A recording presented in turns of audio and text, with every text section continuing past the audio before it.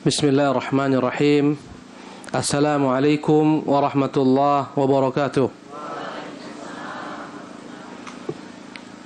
Alhamdulillahi rabbil alamin wa bihi nasta'in ala umuri dunya waddin. Wa nusalli wa nusallimu wa rasulihi Muhammadin wa ala alihi wa sahbihi ajma'in.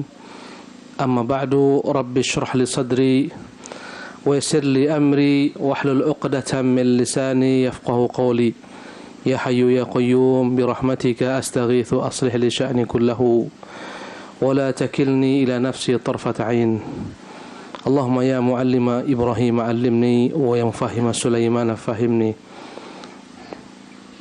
Para jemaah yang dimuliakan oleh Allah Subhanahu wa taala, alhamdulillah pada hari ini kita dapat berkumpul di tempat yang penuh keberkahan ini, bercucuran rahmat Allah Subhanahu wa taala, majlis-majlis yang dibacakan padanya kalamullah, perkataan Allah, majlis yang dibacakan padanya kalamur Rasulullah, perkataan Rasulullah sallallahu alaihi wasallam. Semoga Allah Jalla wa Ala merahmati kita. Semoga Allah menjadikan tempat ini tempat berkumpul kita yang penuh dengan padanya keberkahan insyaallah tabaraka taala. Para jemaah yang dimuliakan oleh Allah Subhanahu wa taala, saya tadi sebentar berjumpa salah seorang daripada panitia ya, dari suku antum. Dia suruh saya untuk bicara dengan bahasa bapak-bapak sekalian, tapi tak banyak, mohon maaf. Berimba kareba mangga anteina. Manggi, Masya Allah.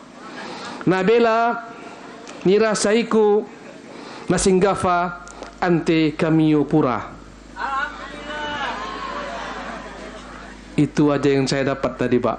Saya bilang ini bahasa mirip bahasa Spanyol atau Prancis ini. Allahu Akbar. Luar biasa.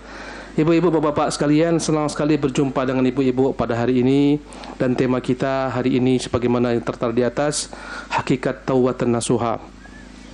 Jemaah yang dimuliakan oleh Allah Subhanahu wa taala, dalam kehidupan kita ini, kita manusia bukan malaikat.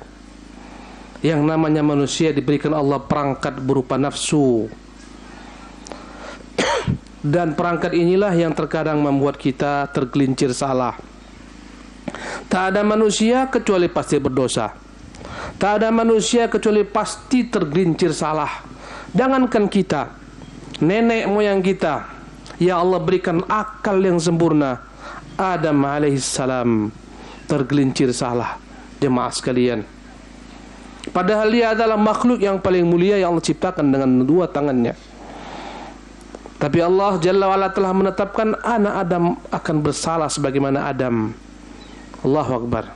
Adam lalai, Adam khilaf, Adam akhirnya menentang larangan Allah Subhanahu wa taala. Lalai, lupa karena ambisi, dia mengerjakan apa yang dilarang oleh Allah Subhanahu wa taala. Maka jemaah sekalian, Adam saja tergelincir salah, apalagi kita anak cucunya. Kata Ibnu Qayyim, perumpamaan bandingan akal kita dan akal nenek moyang kita Adam. Adam adalah bahtera, Adam adalah samudra. Adam adalah samudra yang luas akalnya. Kita hanyalah merupakan percikan-percikan air samudra. Itulah akal kita. Tatkala Adam salah dan khilaf, tentulah kita pun demikian keadaannya. Berkata Nabi kita yang mulia sallallahu alaihi wasallam, ya, kullu bani Adam khata'un. Setiap anak Adam pasti berdosa, pasti bersalah. Wa khairul khata'in at-tawwabun. Namun sebaik-baik orang yang bersalah adalah orang-orang yang mau bertobat. Jemaah yang dimuliakan oleh Allah Subhanahu wa taala, karena itulah di antara nama Allah yang Maha Pemurah namanya At-Tawwab. Makna At-Tawwab adalah zat yang terus-menerus menerima taubat-taubat hambanya. Karena itulah di antara nama-nama Allah Subhanahu wa taala yang mulia namanya Al-Ghafur, yang artinya Maha Pengampun karena banyaknya kesalahan-kesalahan hamba-hambanya. Jemaah yang dimuliakan oleh Allah Subhanahu wa taala, Allah Jalla wa'ala memerintahkan kita dalam Al-Quranul Karim agar bertaubat kepada Allah dengan taubat yang sebenar-benarnya tatkala kita tergelincir bersalah. Kata Allah Subhanahu wa taala, "Ya ayyuhalladzina amanu, wahai orang-orang beriman, tubu ilallah." Bertaubatlah kalian kepada Allah, taubatan nasuha, taubat yang benar. Taubatan nasuha adalah taubat yang sempurna, yang utuh, yang nanti akan kita sebutkan syarat-syaratnya. Jemaah sekalian, mohon apa yang saya sampaikan diingat baik-baik. Nanti kita akan buat soal-soal. Maka nanti insyaAllah selepas kajian saya akan tanya kembali apa yang saya sampaikan ini. Yang bisa menjawab akan diberikan hadiah insyaAllah tabaraka ta'ala. Jemaah yang dimuliakan oleh Allah Subhanahu wa ta'ala, setiap manusia itu tergelincir salah. Karena memang manusia memiliki sifat yang lemah. Khuliqal insanu dha'ifa. Tercipta manusia dalam keadaan lemah. Karena itulah Allah begitu rahmat kepada kita. Allah tahu kekurangan kita. Allah Subhanahu wa ta'ala senantiasa buka untuk kita pintu ampunan. Sebesar apapun dosa kita, Allah akan ampunkan jika kita benar-benar taubat nasuha. Wa tubu ilallahi jami'an ayyuhal mu'minun la'allakum tuflihun. Taubatlah kalian semua wahai orang-orang beriman, semoga kalian beruntung. Yang masalah adalah orang berdosa tak mau tobat, ini yang masalah. Mustahil di bumi ini ada orang-orang yang tak berdosa. Bahkan Nabi kita mengatakan, Nabi yang mulia sallallahu alaihi wasallam mengatakan, "Laulam tudznibu, wahai manusia, kalau kalian tak pernah bersalah, la dhahaballahu bikum, Allah akan habisi kalian semua. Kemudian Allah akan gantikan kalian dengan satu kaum yang mereka berbuat dosa, kemudian mereka menyesal bertobat kepada Allah Jalla wa ala." Allahu Akbar. Jemaah ini dimuliakan oleh Allah Subhanahu wa taala. Dalam sejarah kita melihat orang-orang yang terdekat dengan Nabi yang mulia SAW ada yang bersalah. Bahkan para sahabat-sahabat Rasulullah juga ada yang berdosa. Maka masalahnya bukan berdosanya, tapi maukah dia bertobat. Ibu-ibu sekalian, suatu ketika datang seorang perempuan dalam keadaan hamil. Allahu Akbar.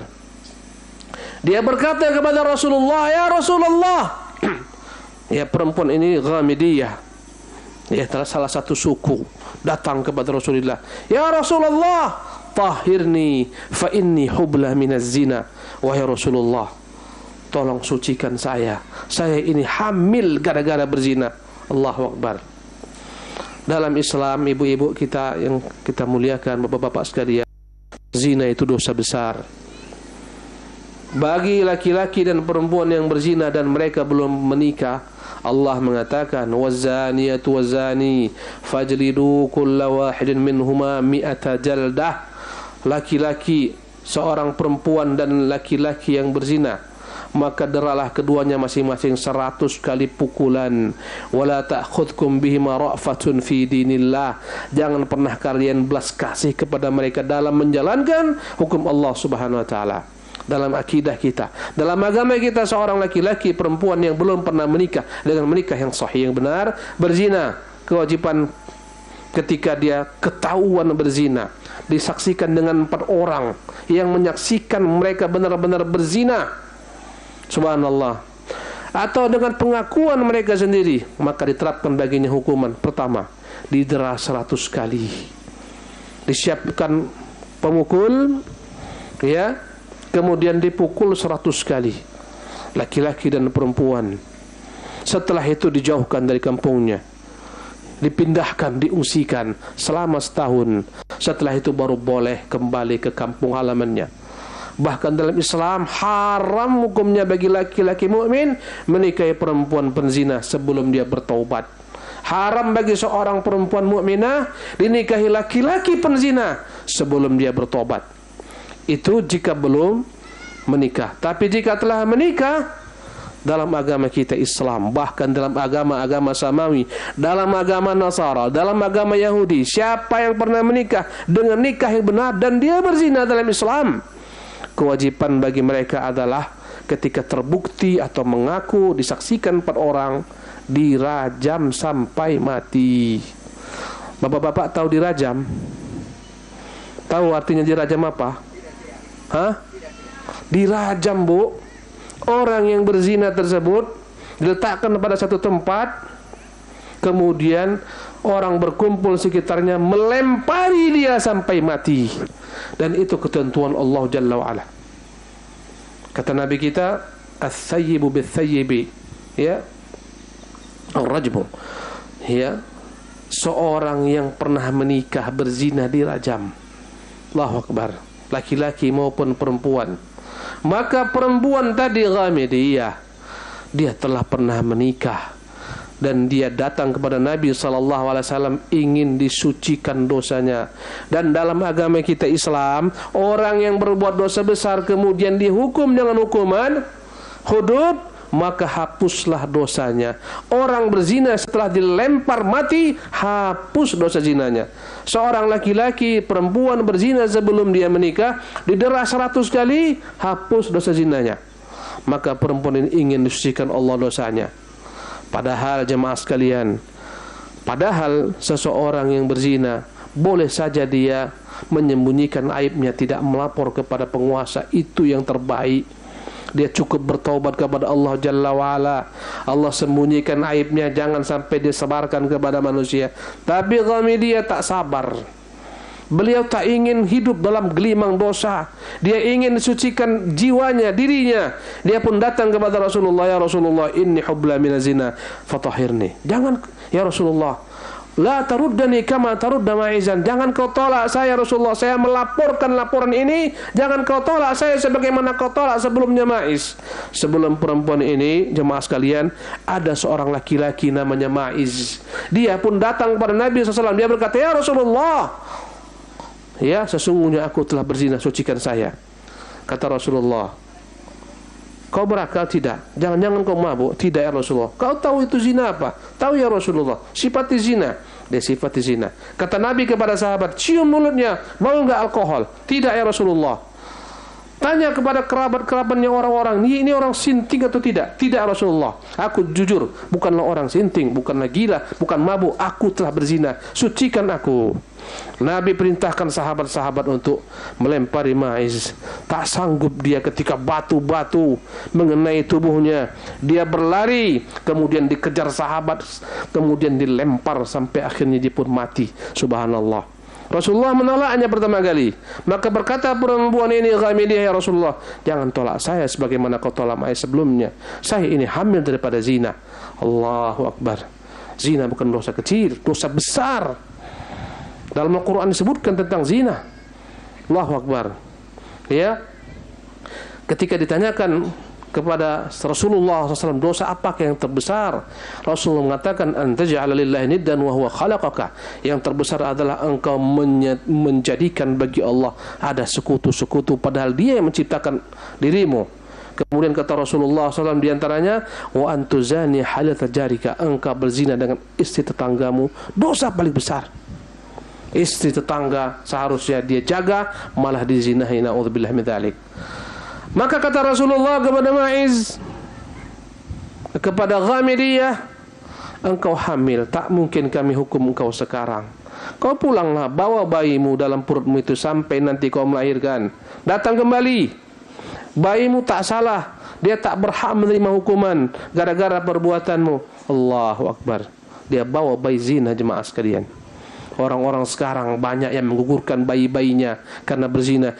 Allah, dia mengumpulkan dua dosa. Pertama berzina, kedua membunuh. Bahkan yang paling parah, dia bunuh anaknya sendiri, bayinya sendiri, darah dagingnya sendiri. Di hari kiamat orang-orang semacam ini akan diminta Allah pertanggungjawaban. Allah akan menanyakan kepada bayi-bayi. Kata Allah Jalla wa'ala, wa idzal mau'udu su'ilat wa idzal mau'udu su'ilat wa idzal mau'udatu su'ilat bi ayyi dzambin qutilat. Ketika bayi-bayi yang ditanam hidup-hidup ditanya, apa dosa kalian sehingga kalian harus dibunuh, harus ditimbun hidup-hidup. Allahu Akbar. Maka perempuan ini Ghamidiyah pulang ke rumah. Hari-hari dia merasa terus-menerus menangisi dosa-dosanya, menyesali, padahal dia telah bertobat kepada Allah dan telah jujur tobatnya. Sebenarnya cukup bagi dia bertobat, tak usah melaporkan kepada Nabi yang mulia sallallahu alaihi wasallam, tapi dia merasa tak sempurna tobatnya. Subhanallah. Jemaah sekalian, berhari ganti menjadi minggu, menjadi bulan, sempurnalah dia melahirkan Allahu Akbar. Baru dia melahirkan kandungannya, jemaah sekalian. Dalam Islam menyusu, Allah perintahkan kaum wanita agar menyempurnakan susuan selama 2 tahun penuh. Kata Allah, wa hamluhu wa fisaluhu fi amain, di mana seorang ibu diperintahkan untuk menyusukan anak-anaknya sampai akhirnya disapis selama 2 tahun. Anak telah bisa berjalan, anak telah memakan makanan.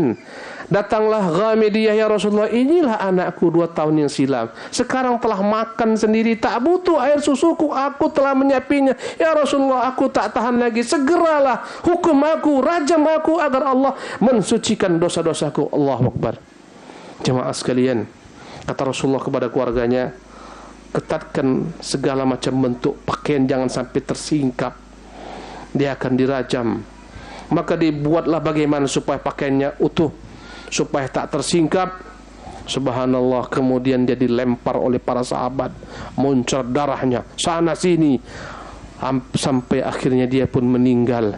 Ada salah seorang sahabat yang mencelanya, mencela perempuan tersebut yang dirajam sampai mati.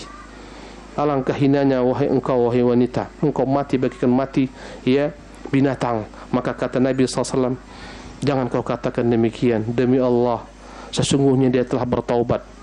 Sekiranya taubatnya itu dibagi-bagikan kepada 70 orang penduduk Madinah, taubatnya akan lebih daripada itu. Sungguh sekarang dia benar-benar berada dalam sungai-sungai di taman-taman surga, kata Rasulullah SAW. Jemaah sekalian, ini adalah masa keemasan Islam.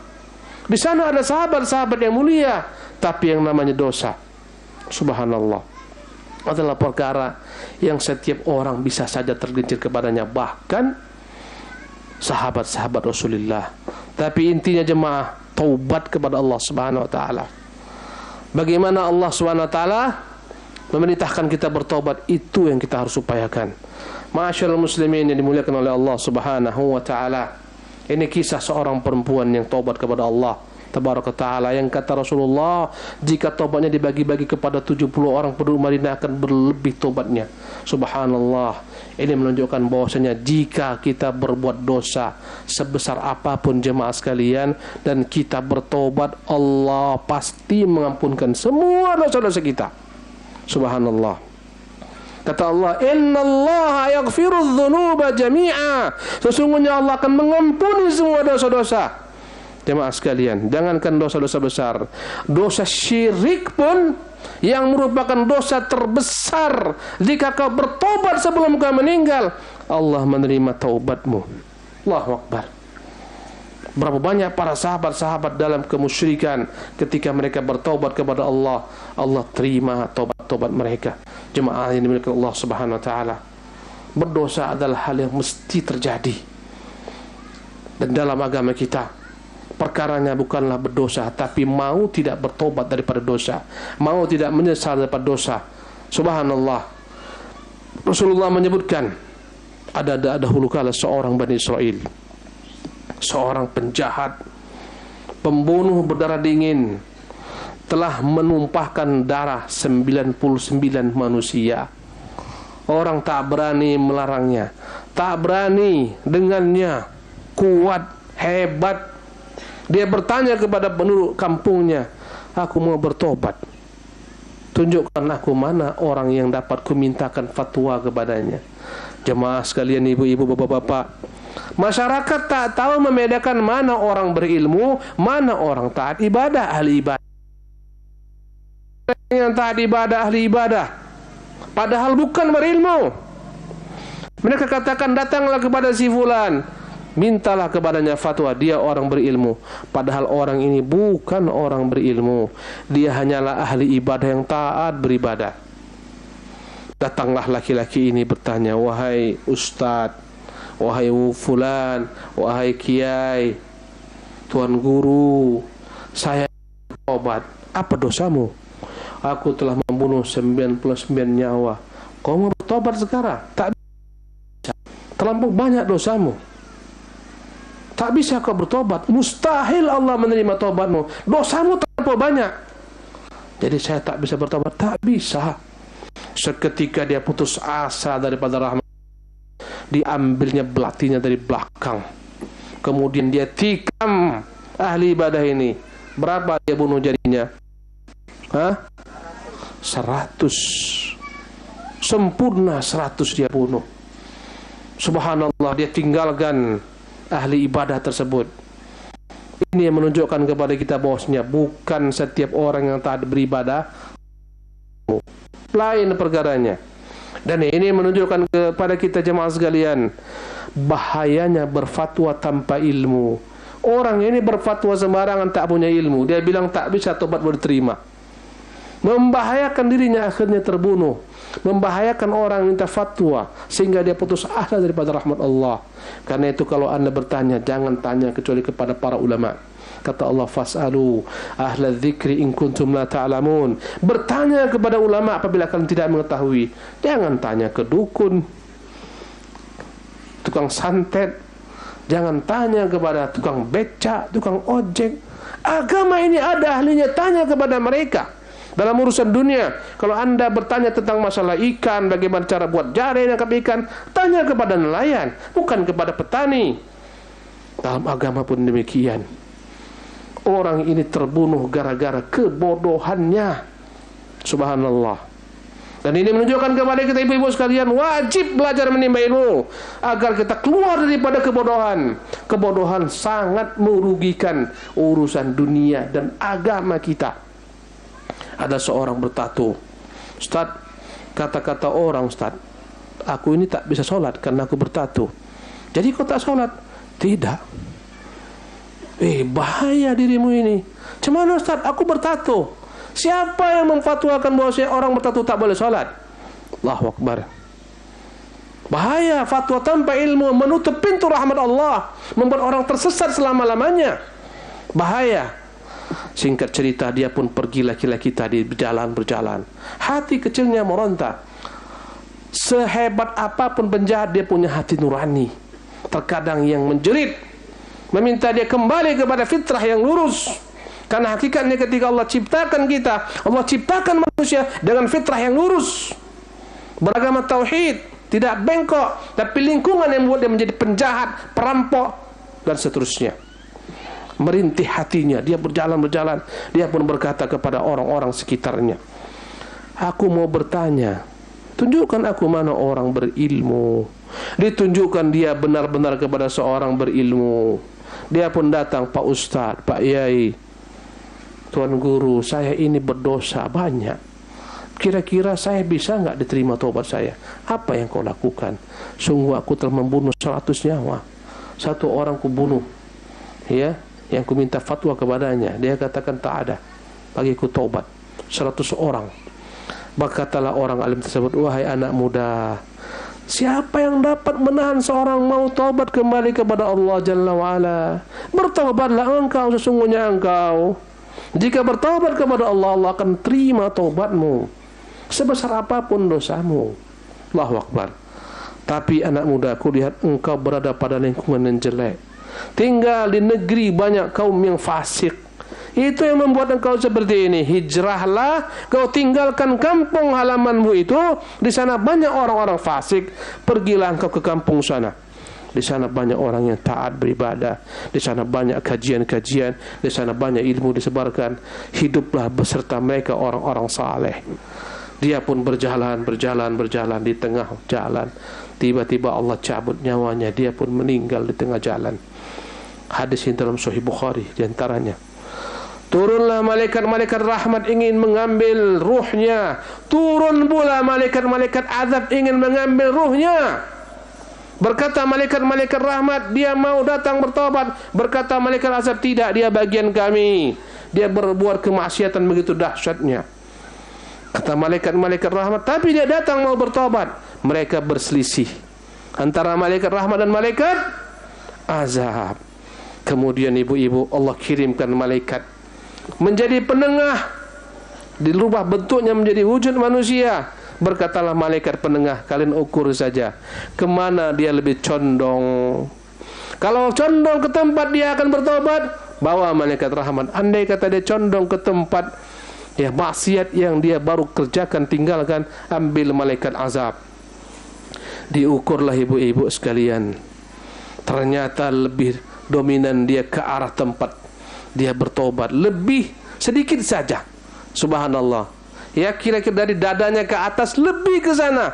Akhirnya dibawa oleh malaikat apa? Malaikat rahmat Allah Subhanahu wa taala. Inilah rahasia taubat. Allahu akbar. Jemaah yang dimuliakan oleh Allah Subhanahu wa taala, ketahuilah Allah itu memiliki sifat cinta. Dan Allah begitu cinta kepada hamba-hambanya yang bertaubat.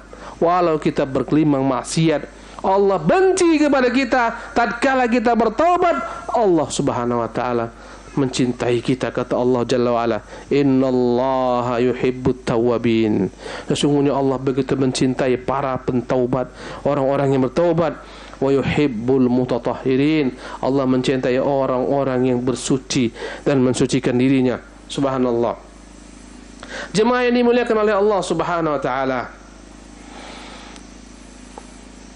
dalam Islam taubat itu hukumnya wajib. Wajib bertaubat. Kalau tidak bertaubat, bahaya, terancam.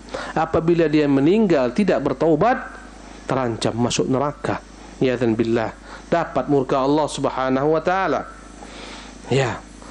Ketika manusia bertaubat, wajib bagi dia bertaubat, taubat yang jujur. Namanya taubatan nasuha. Apa itu hakikat taubatan nasuha? Apa itu taubat yang jujur? Taubat yang jujur, Al-Imam An-Nawawi rahimahullah menyebutkan ada 3 syarat taubat itu baru diterima Allah Subhanahu wa taala. Inilah namanya taubat nasuha, 3 syarat. Ketahuilah jemaah sekalian bahwasanya terkadang kita harus merasakan bahwasanya bencana musibah datang itu gara-gara dosa kita. Ya, kita bahas kemarin tentang materi ini, bahwasanya musibah itu mendatangkan bencana. Bencana apapun di bumi ini gara-gara maksiat manusia. Dan Allah akan cabut itu semua bencana dengan taubat. Ketika banyak sekali kemungkaran, banyak orang berjudi, banyak orang berzina, banyak orang mengkonsumsi narkoba, banyak orang berbuat kesyirikan, Allah marah. Dia datangkan hukuman. Terkadang hukuman tersebut mengenai semua orang, mengenai siapapun juga, baik dia itu berdosa atau tak berdosa. Allahu Akbar. Maka dengan taubat Allah akan angkat musibah ini.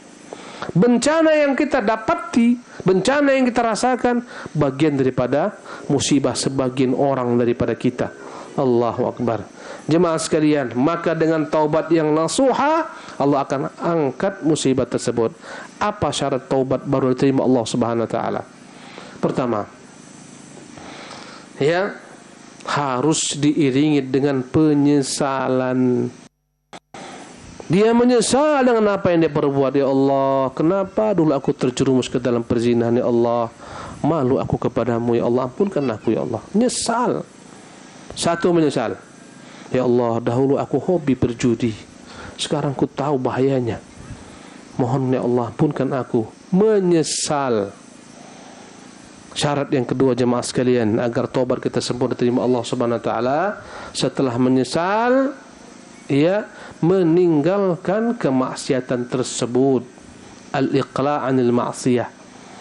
Orang bertobat dari judi, meninggalkan judi. Bertobat dari alkohol, meninggalkan alkohol. Bertobat dari mencuri, meninggalkan pencurian, dan begitulah seterusnya. Al-iqla' 'anil ma'siyah, ini syarat kedua.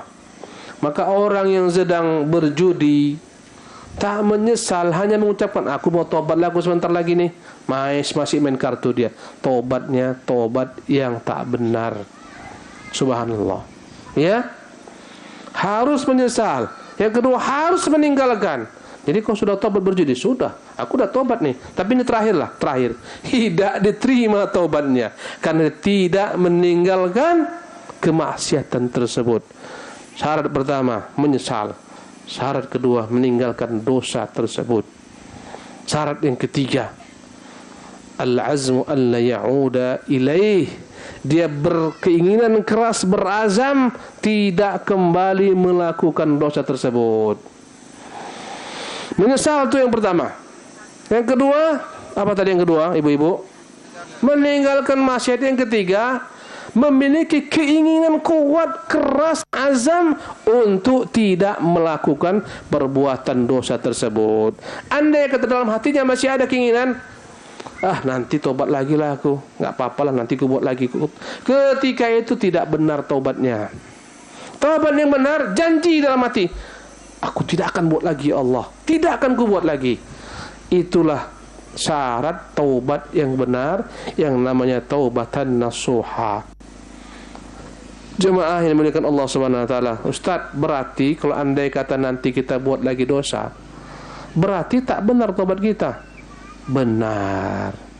Apabila yang tiga ini ada, sah taubat yang pertama, diterima Allah. Kalau dia buat lagi dosa itu kembali, maka dia harus taubat kedua. Taubat yang pertamanya selesai, sah, gugur dosa-dosanya, dia harus taubat kedua. Andai kata kita hanya boleh sekali taubat, habis binasa kita. Karena kita manusia yang selalu bersalah. Janji, ya Allah, aku tak lagi mencuri. Janji. Ada kesempatan setahun, 2 tahun, ada kawan-kawan ngajak, kembali mencuri. Subhanallah. Wajib taubat yang kedua. Jadi Ustaz, boleh kita taubat berkali-kali? Boleh. Enaklah Ustaz? Iya. Itulah rahmat Allah. Kan itu namanya At-Tawwab, Maha penerima taubat yang berulang. Berarti bolehlah kita buat maksiat? Tak boleh, karena kau tak tahu kapan kau mati. Kalau tiap orang tahu kapan dia mati, enak. Setiap orang tahu besok dia mati, yakin saya kalau besok dia mati, tahu dia sibuklah hari ini dia tak lagi berbuat maksiat, bertobat kepada Allah, menyesal. Kalau besok kita semua dipastikan mati jam 9, anak yakin ibu-ibu semua, bapak-bapak sibuk sedang salat duha, sedang baca Quran, berinfak. Kenapa? Besok akan mati. Sayang, mati tidak diberitahukan Allah Subhanahu wa taala. Dan itu untuk memastikan kita. Kalau andai kata kita diberitakan Allah kapan kita mati, sungguh hal yang tidak membuat kita dalam kemaslahatan yang besar. Tapi Allah kunci ini semua supaya kita tetap bersemangat, bekerja, beramal ibadah. Subhanallah. Andai kata kita tahu kapan mati, silahkan kau berbuat dosa. Sebelum kau mati bertobat. Masalahnya jemaah sekalian, tak ada seorang pun yang tahu kapan dia mati. Tadi malam saya tidur di Palu. Wallahi, ini saya jujur katakan, tidur saya di penginapan. Dalam malam ini aku banyak-banyaklah berzikir. Entah-entah besok aku masih hidup lagi. Saya khawatir bencana datang. Kadang-kadang malam kita tidur, tiba-tiba datang bencana malam. Allahu Akbar. Tak tahu kita kapan mati. Subhanallah. Kita berada pada tempat terbuka. Berapa banyak orang berlari daripada tsunami, berlari daripada tsunami di tepi pantai. Kemudian dia pindah ke tengah-tengah gunung. Di tengah gunung datang musibah kematiannya menjemput. Allahu Akbar. Di pinggir laut tsunami, di tengah gunung likuifaksi, di tengah gunung ada angin puting beliung, di mana-mana senantiasa kematian mengintai kita. Subhanallah. Apabila kau mau bertobat, segeralah, jangan tunggu. Dan penyesalan manusia jemaah sekalian adalah ketika terlambat taubatnya. Allahu Akbar. Setiap orang ketika mau mati baru bertobat, tapi terlambat taubatnya. Rasulullah SAW menyebutkan dalam hadis yang sahih, innallaha yaqbalu taubatal abdi ma lam yugharghir. Allah terima taubat hamba sebelum ruhnya tiba di kerongkongan. Ada 2 syarat jemaah sekalian yang ditambah para ulama agar taubat itu dikatakan taubat yang sah nasuha. Tadi 3, saya tambahkan 2 lagi. Syarat yang keempat, taubat diterima ketika ruh itu belum tiba di kerongkongan. Ruh dicabut dari bawah sampai di kerongkongan, terlambat, tak bisa lagi diterima tobatnya. Ini syarat yang keempat. Karena itulah Fir'aun jemaah sekalian. Tobat ke Fir'aun? Ya, tapi tobat yang terlambat. Ketika Fir'aun tenggelam dalam Laut Merah, ketika dia melihat malaikat maut datang mencabut nyawanya, dia pun berkata, sekaranglah aku baru beriman dengan Tuhan Bani Israel. Maka Allah katakan, sekarang kau beriman, al-an qad asaita qablu. Maksiat sebelumnya terlambat. Jemaah sekalian, Nanti setiap orang itu akan bertobat. Setiap orang. Cuma ada yang terlambat tobatnya. Kapan? Bertobat ketika datang malakul maut. Terlambat. Kita sekarang belum melihat malakul maut. Tapi ketika datang malakul maut, datang ke kita, ketika itu semua orang bertobat. Terlambat, pintu tobat telah tertutup. Allahu Akbar. Banyak orang yang mati muda. Bahkan kalau dia lihat di perkuburan, hanya segelintir orang yang mati dalam keadaan telah tua. Kan andai kata kita datang ke kampung-kampung, kita bisa hitung jari orang-orang yang umurnya 70 tahun ke atas, bisa dihitung jari.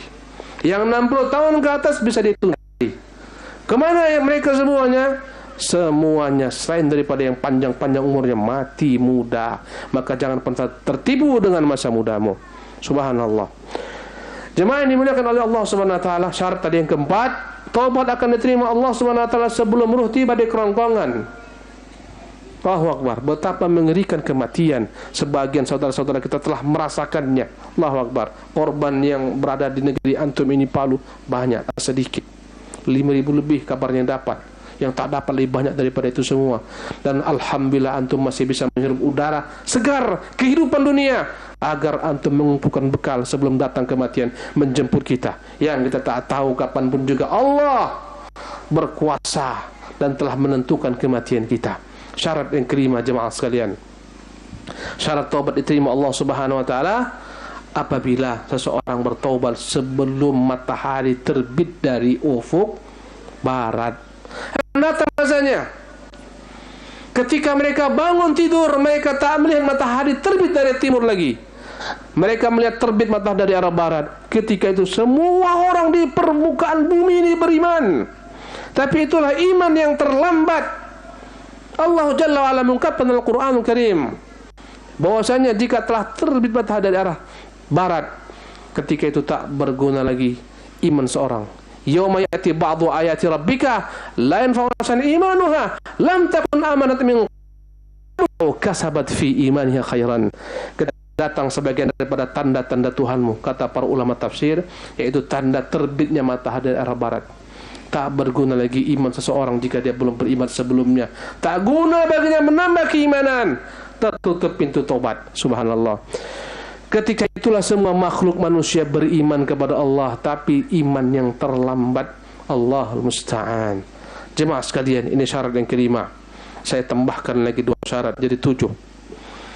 Jika dosa berkaitan dengan hak-hak manusia, ibu-ibu sekalian, dalam hal harta yang diambil, harta yang dicuri, harta yang dirampok, tak akan diterima taubatnya sampai orang tersebut mengembalikan harta yang haram yang dia ambil dengan tidak hak, dengan menipu.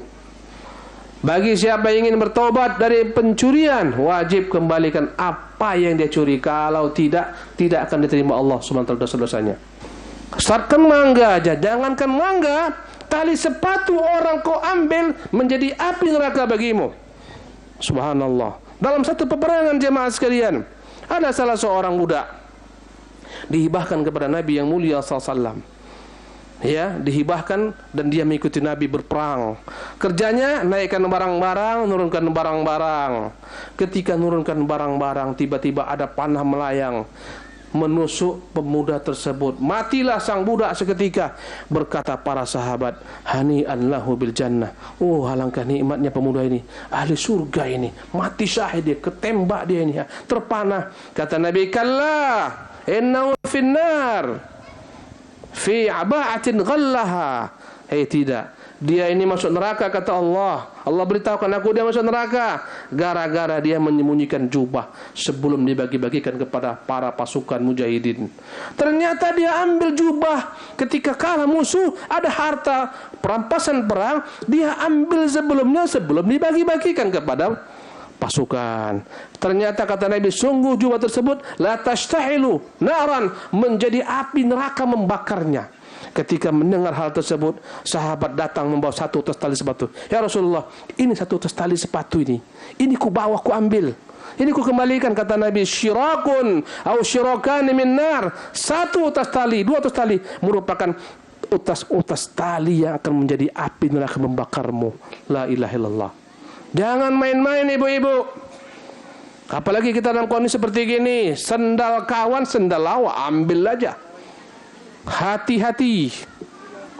Taubat dalam bab mengambil harta manusia, kembalikan. Ustaz, bagaimana koruptor yang mencuri uang negara? Kembalikan ke negara. Dia udah haji Ustaz, tak guna, hajinya itu tak akan dapat menutupi dosa-dosa mencurinya, dosa-dosa korupsinya. Dalam Islam ibu-ibu, kalau kita mau masuk surga harus mengumpulkan syarat-syaratnya. Apa syaratnya? Mengerjakan perintah, menjauhi larangan. Tak cukup hanya mengerjakan perintah. Aku sholat kau Ustaz, walaupun mencuri aku sholat. Tak cukup. Aku udah haji Ustaz, walaupun kau udah haji ketika kau korupsi, tak cukup hajimu itu. Saya berikan contoh. Dalam hukum lalu lintas, ada seorang pakai helm lengkap, STNK ada, SIM ada, kaca spionnya ada, semua ada. Ada lampu merah, dia tabrak, di stop polisi. Stop, bapak saya tilang. Kenapa ditilang pak? Ini ada SIM, ini ada STNK, ini ada helm. Apa kesalahan saya? Salahmu, kau melanggar lampu merah. Begitulah dalam Islam. Ustaz, gimana aku haji tiap tahun, umrah tiap tahun, kira-kira bisa nggak hilang dosa korupsi? Tidak akan pernah hilang. Kau kembalikan uang yang kau korupsi. Bahaya. Kadang-kadang manusia begitu haus, ya, dengan dunia ini, harta dunia. Kadang-kadang Allahul Musta'an, ya, jatah-jatah untuk kaum du'afa, kaum miskin pun mereka sunat. Allahu Akbar. Kadang-kadang jatah-jatah untuk para pengungsi pun ada yang ngerjain, masukkan ke dalam rekeningnya, ke dalam kantongnya. Allahu Akbar. Itu tak akan pernah berkah bagi mereka. Ya, nggak usah, ibu-ibu nggak usah tepuk tangan, takbir saja ya. Takbir. Ya. Subhanallah. Tapi insya Allah ibu-ibu sekalian, ketahuilah, tatkala kita dizalimi manusia di dunia ini, jangan dikirakan hilang.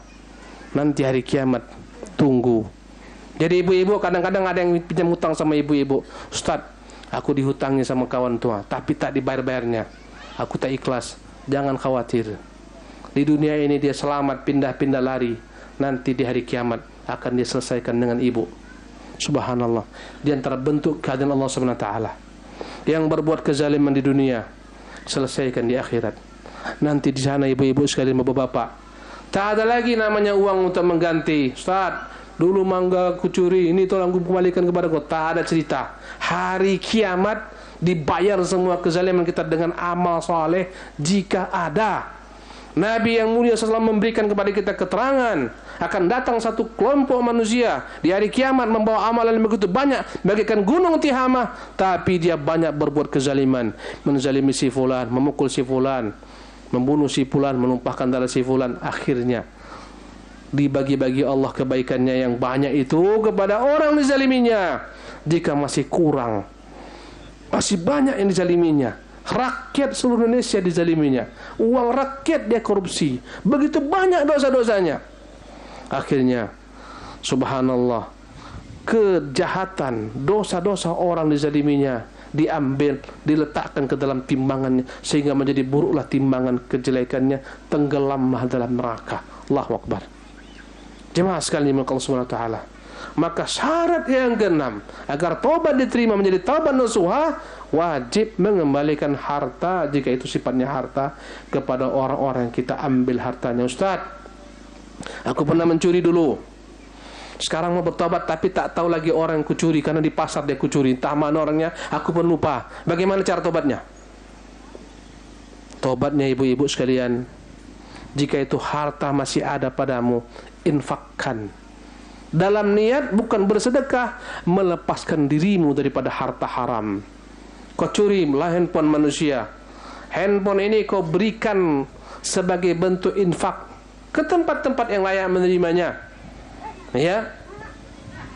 Atau kau jual handphone ini, uangnya kau sedekahkan, ya.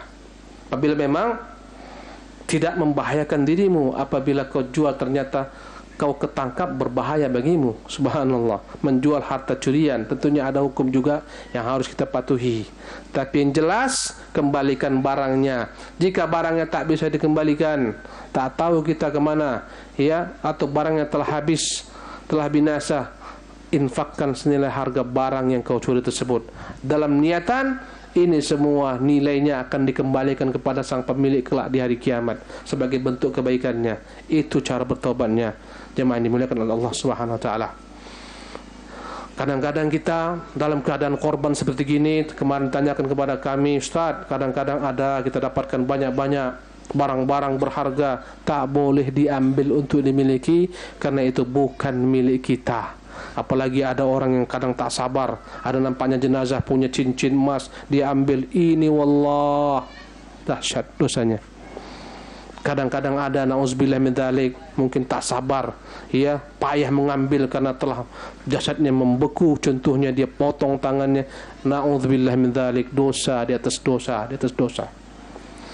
Jemaah ini muliakan Allah Subhanahu wa taala. Adapun syarat yang ketujuh, jika kezaliman terhadap manusia itu berbentuk fitnah, mencemarkan nama baiknya, memfitnahnya, wajib bagi kita meminta kepada orang bersangkutan maaf.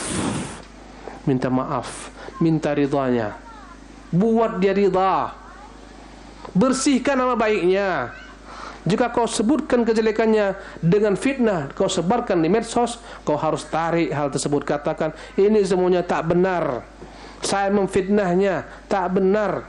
Wajib bersihkan nama baiknya sebagaimana kau cemarkan nama baiknya.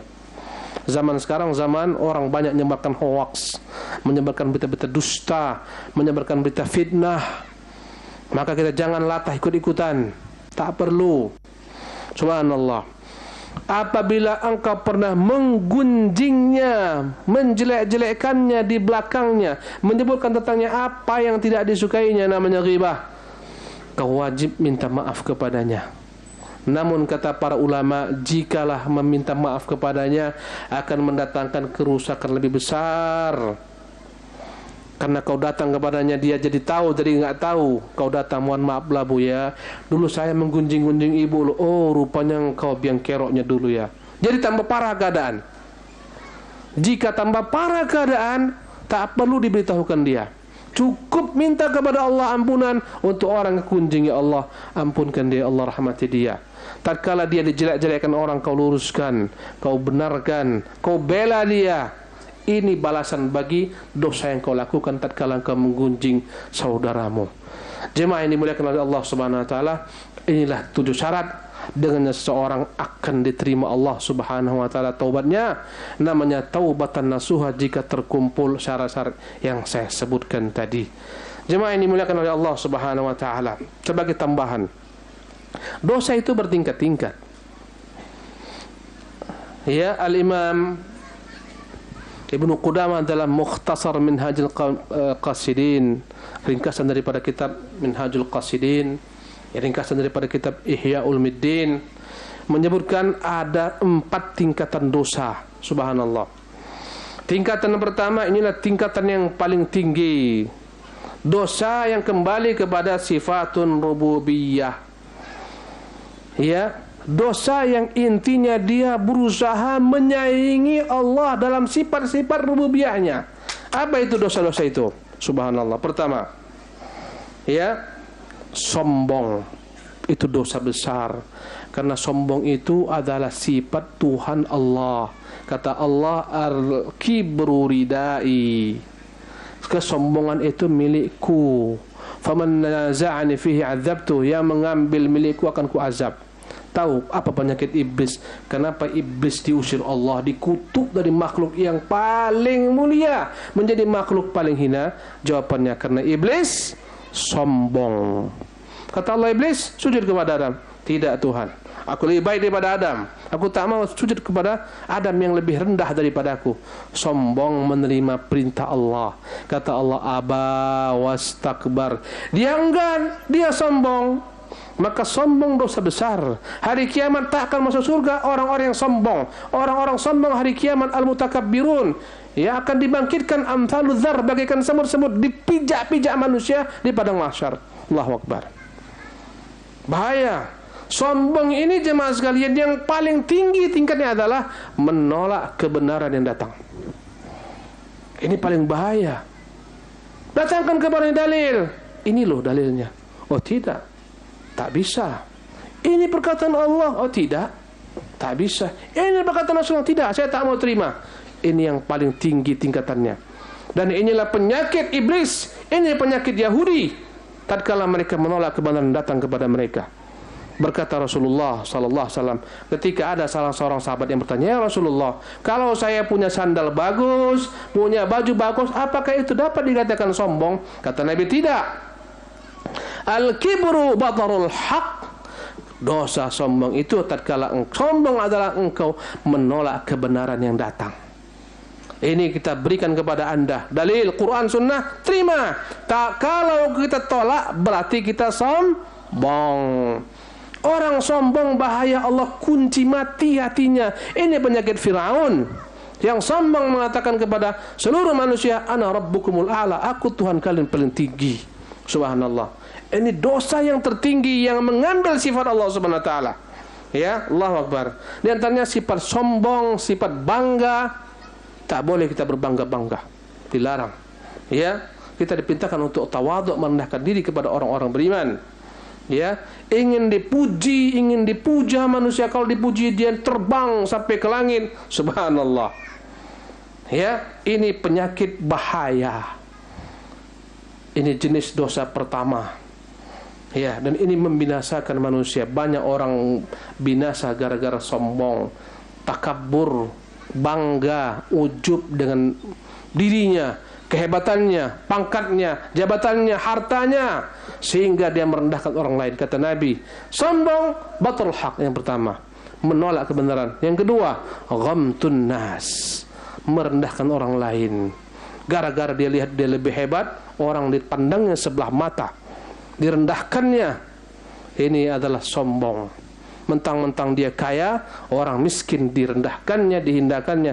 Ini orang sombong. Mentang-mentang dia memiliki jabatan kekuasaan, orang-orang direndahkannya. Ini namanya sombong. Subhanallah. Ini dosa yang paling tinggi dari sisi tingkatannya. Subhanallah. Di bawahnya sifatun syaitaniyah. Sombong yang telah daripada sifat-sifat yang menurut sifat syaitan. Apa itu sifat syaitan? Satu, hasad. Apa itu hasad? Dengki.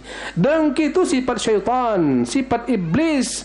Kenapa iblis tak mau sujud kepada Adam? Jawabannya dengki. Nampak tetangga kaya, stres dia, Allah kok kaya lah tetanggaku ini, semoga tumpur hartanya, hancur hartanya. Ini namanya hasad alias dengki, alias iri. Ini sifatnya syaitan, sifatnya iblis. Dan ini bahaya. Nampak ada perempuan lebih cantik, hasad dia, kok kau lebih cantik padaku, sehingga akhirnya dia fitnah, membuat orangnya lebih, ya, di mata orang agar dia turun kedudukannya di mata manusia. Ini sifat syaitan. Ya, di antaranya sifat hasad. Kemudian sifat al-baghyu wal hiyal, mengakal-ngakali agama, menipu orang. Subhanallah, mencari-cari cara bagaimana cara menipu. Ya, ini sifat iblis. Al-khida', bagaimana iblis begitu lihainya sehingga membuat Adam tertipu. Kata iblis, "Hai Adam, maukah kau kutunjukkan pada satu pohon, buahnya jika kau makan kau kekal selama-lamanya?" Adam ambisi ingin kekal di surga. Dia lupa dengan perintah Allah, dia lalai. Mana itu? Kau dekati pohon itu. Kau makan pohon itu, aku bersumpah dengan nama Allah, kau kekal. Bersumpah iblis. Dimakan Adam, Adam pun lupa. Akhirnya Adam dikeluarkan dari dalam surga. Adam menyesal dan Adam bertobat kepada Allah. Dia merintih, dia berdoa, "Rabbana zalamna anfusana, wahai Tuhan, sungguh kami menzalimi diri kami. Fa illam taghfir lana tarhamna, jika tak kau ampunkan kami Tuhan, kau rahmati kami, lanakunanna minal khasirin, pasti kami akan menjadi orang merugi." Allah terima taubat Nabi Adam. Allahu akbar. Inilah sifat syaitan. Sombong, hasad, al-baghyu, melampaui batas, al-hiyal, cari tipu muslihat. Al-khida', makar, membuat makar. Al-ghish, an-nifaq, kemunafikan, menyuruh orang kepada perbuatan merusak, semuanya adalah dosa-dosa yang terlahir dari mengikuti sifat syaitan. Yang ketiga, disebutkan dalam kitab ini, ya, as-sifatul bahimiyah, dosa yang terlahir disebabkan karena mengambil sifat-sifat binatang ternak. Apa itu binatang ternak sifatnya? Ya, sifat binatang ternak apa? Rakus. Tengoklah binatang ternak itu rakus makan. Tamak, mau menguasai apa yang dapat. Lihatlah andai kata ayam, sama-sama ayam ada makanan, berebut berkelahi. Ya enggak? Ya, itu sifat binatang ternak. Kambing sama kambing berebut. Lembu sama lembu berebut. Maka kita jangan rakus, jangan berebut. Itu sifat siapa? Binatang ternak. Kadang-kadang ada pembagian sembako berebut kita. Jangan. Nanti insyaAllah tak ada berebut ini. Sifat jelek. Santai. Jika datang rezekiku pasti akan datang. Siap ibu-ibu? Siap bapak-bapak? Nanti tengok panitia nanti. Santai. Ini sifat-sifat al-bahimiyah. Apa sifatnya? Rakus, tamak, ambisi. Untuk memenuhi syahwatnya. Apa syahwat binatang ternak? Perut. Subhanallah. Apa syahwatnya? Kemaluan. Yang membedakan kita dengan binatang ternak adalah ruh kita, akal kita, iman kita. Kalau enggak ada beda kita sama binatang ternak. Ya. Apa hidup binatang ternak? Tujuannya apa? Makan, minum, melampiaskan syahwat. Sebagian manusia, wallah, itulah misi hidupnya. Makan, minum, melampiaskan syahwat. Beranak pinak, binatang beranak pinak. Binatang kawin, dia kawin. Binatang makan, dia makan. Binatang minum, dia minum. Tak ada beda dengan binatang. Yang membedakan kita iman, akal, adab, akhlak, moral, etika. Kalau andai kata itu hilang, sama kita dengan binatang ternak. Bahkan lebih parah dari binatang ternak. Karena binatang ternak bermanfaat. Dia sembelih, makan kita sop tulang. Coto Makassar kita makan. Masya Allah. Coto Palu ada enggak? Subhanallah. Ini telah daripada sifat bahimiyah. Subhanallah. Untuk melampiaskan syahwat perutnya semua dia buat. Akhirnya lompat daripada sifat bahimiyah naik kepada sifat syaitaniyah, mengganggu, merusak. Subhanallah, menipu dan seterusnya. Kemudian dosa yang berikutnya, ya, sifat yang keempat adalah as-sifatus sab'iyah, dosa yang terlahir disebabkan karena sifat kebinatangan, buas, binatang buas. Andai kata yang tadi sebelumnya itu binatang ternak, tak membahayakan, tak buas. Ada sifat binatang buas, kadang-kadang dimiliki manusia, akhirnya dia pun berdosa gara-gara mengambil sifat binatang buas. Apa sifat binatang buas itu? Ya, sifat binatang buas adalah emosi, murka, ya, iri, ya, memangsa selainnya, membunuh, memukul, mengambil hak binatang lainnya. Ini sifat-sifat binatang buas. Kadang-kadang ada pada manusia. Allahu Akbar. Kadang-kadang untuk melampiaskan sifat-sifat binatang kebinatangan bahimiyahnya, binatang ternaknya, supaya dia melampiaskan syahwatnya, ya, makan dan minumnya lezat, syahwatnya lezat, dia pindah kepada penyakit berikutnya. Dia pun mengambil sifat-sifat binatang buas, merampok, membegal. Ada enggak orang membegal? Ada. Itu sifat apa? Sifat binatang buas diambil. Tak ada rasa belas kasihnya lagi. Allahu Akbar. Orang tak ada salah, dia begal, dia kejar, dia rampok, kadang dibunuh, dibacok. Ini sifat apa namanya? Sifat binatang buas, untuk memenuhi sifat binatang ternaknya tadi, untuk melampiaskan syahwatnya, kemaluannya, perutnya, naik dia kepada sifat binatang buas. Iyadzan billah. Jemaah yang dimuliakan oleh Allah Subhanahu wa taala, inilah dia, ya, segala macam dosa akan bermuara kepada 4 jenis ini. Subhanallah. La haula wala quwata illa billah. Dan pembahasan terakhir jemaah sekalian, dosa-dosa yang banyak itu dibagi menjadi 2 bagian. 1 namanya dosa besar, 2 namanya dosa kecil. tak sama. Dosa kecil ini Allah mudah mengampunkannya. Dengan sholat 5 waktu hapus dosa-dosa kecil kita. Jumat dengan Jumat hapus dosa-dosa kecil kita. Ramadan dengan Ramadan hapus dosa-dosa kecil kita. Umrah dengan umrah hapus dosa kecil kita. Haji dengan haji hapus. Berkata Nabi kita yang mulia SAW, as-salawatul khamsu, antara salat 5 waktu, ya, wal jum'atu ila al-jum'ah, antara Jumat ke Jumat, ya, wa Ramadan dengan Ramadan, antara Ramadan dengan Ramadan, wa umratu ila umrah, antara umrah dan umrah, mukaffiratun lima bainahunna, akan menjadi sebab menghapuskan semua dosa-dosa yang terdapat antara waktu-waktu ini, idza jtunibatil kabair, selama dijauhi dosa-dosa besar. Maka dosa kecil, ya, mudah diampunkan Allah Subhanahu wa taala. Dengan salat hapus, dengan wudu hapus, gugur, dengan puasa gugur. Tapi dosa besar tidak diampuni Allah sampai seseorang bertaubat darinya. Apa itu dosa besar, ibu-ibu sekalian? Para ulama mengatakan dosa besar adalah dosa yang terancam pelakunya dengan neraka, terancam pelakunya dengan laknat, terancam pelakunya dengan hukuman had di dunia. Ini semuanya dosa besar. Subhanallah. Terancam pelakunya dengan neraka. Seperti syirik, terancam dengan neraka. Kekal di neraka, dosa besar. Membunuh, dosa besar, terancam dengan neraka. Ya, subhanallah. Berdukun atau menjadi dukun, dosa besar, terancam dengan neraka. Subhanallah. Saya bacakan hadis Abu Hurairah radhiyallahu taala anhu. Berkata Nabi SAW, ini dosa besar. Ijtanibus sab'al mubiqat, jauhilah 7 dosa besar. Qalu ya Rasulullah, mereka bertanya, wahai Rasulullah, wa ma hunna? Apa itu dosa besar? Kata Nabi, asyirku billah, syirik kepada Allah. Pasang-pasang jimat, syirik. Pasang-pasang tangkal, syirik.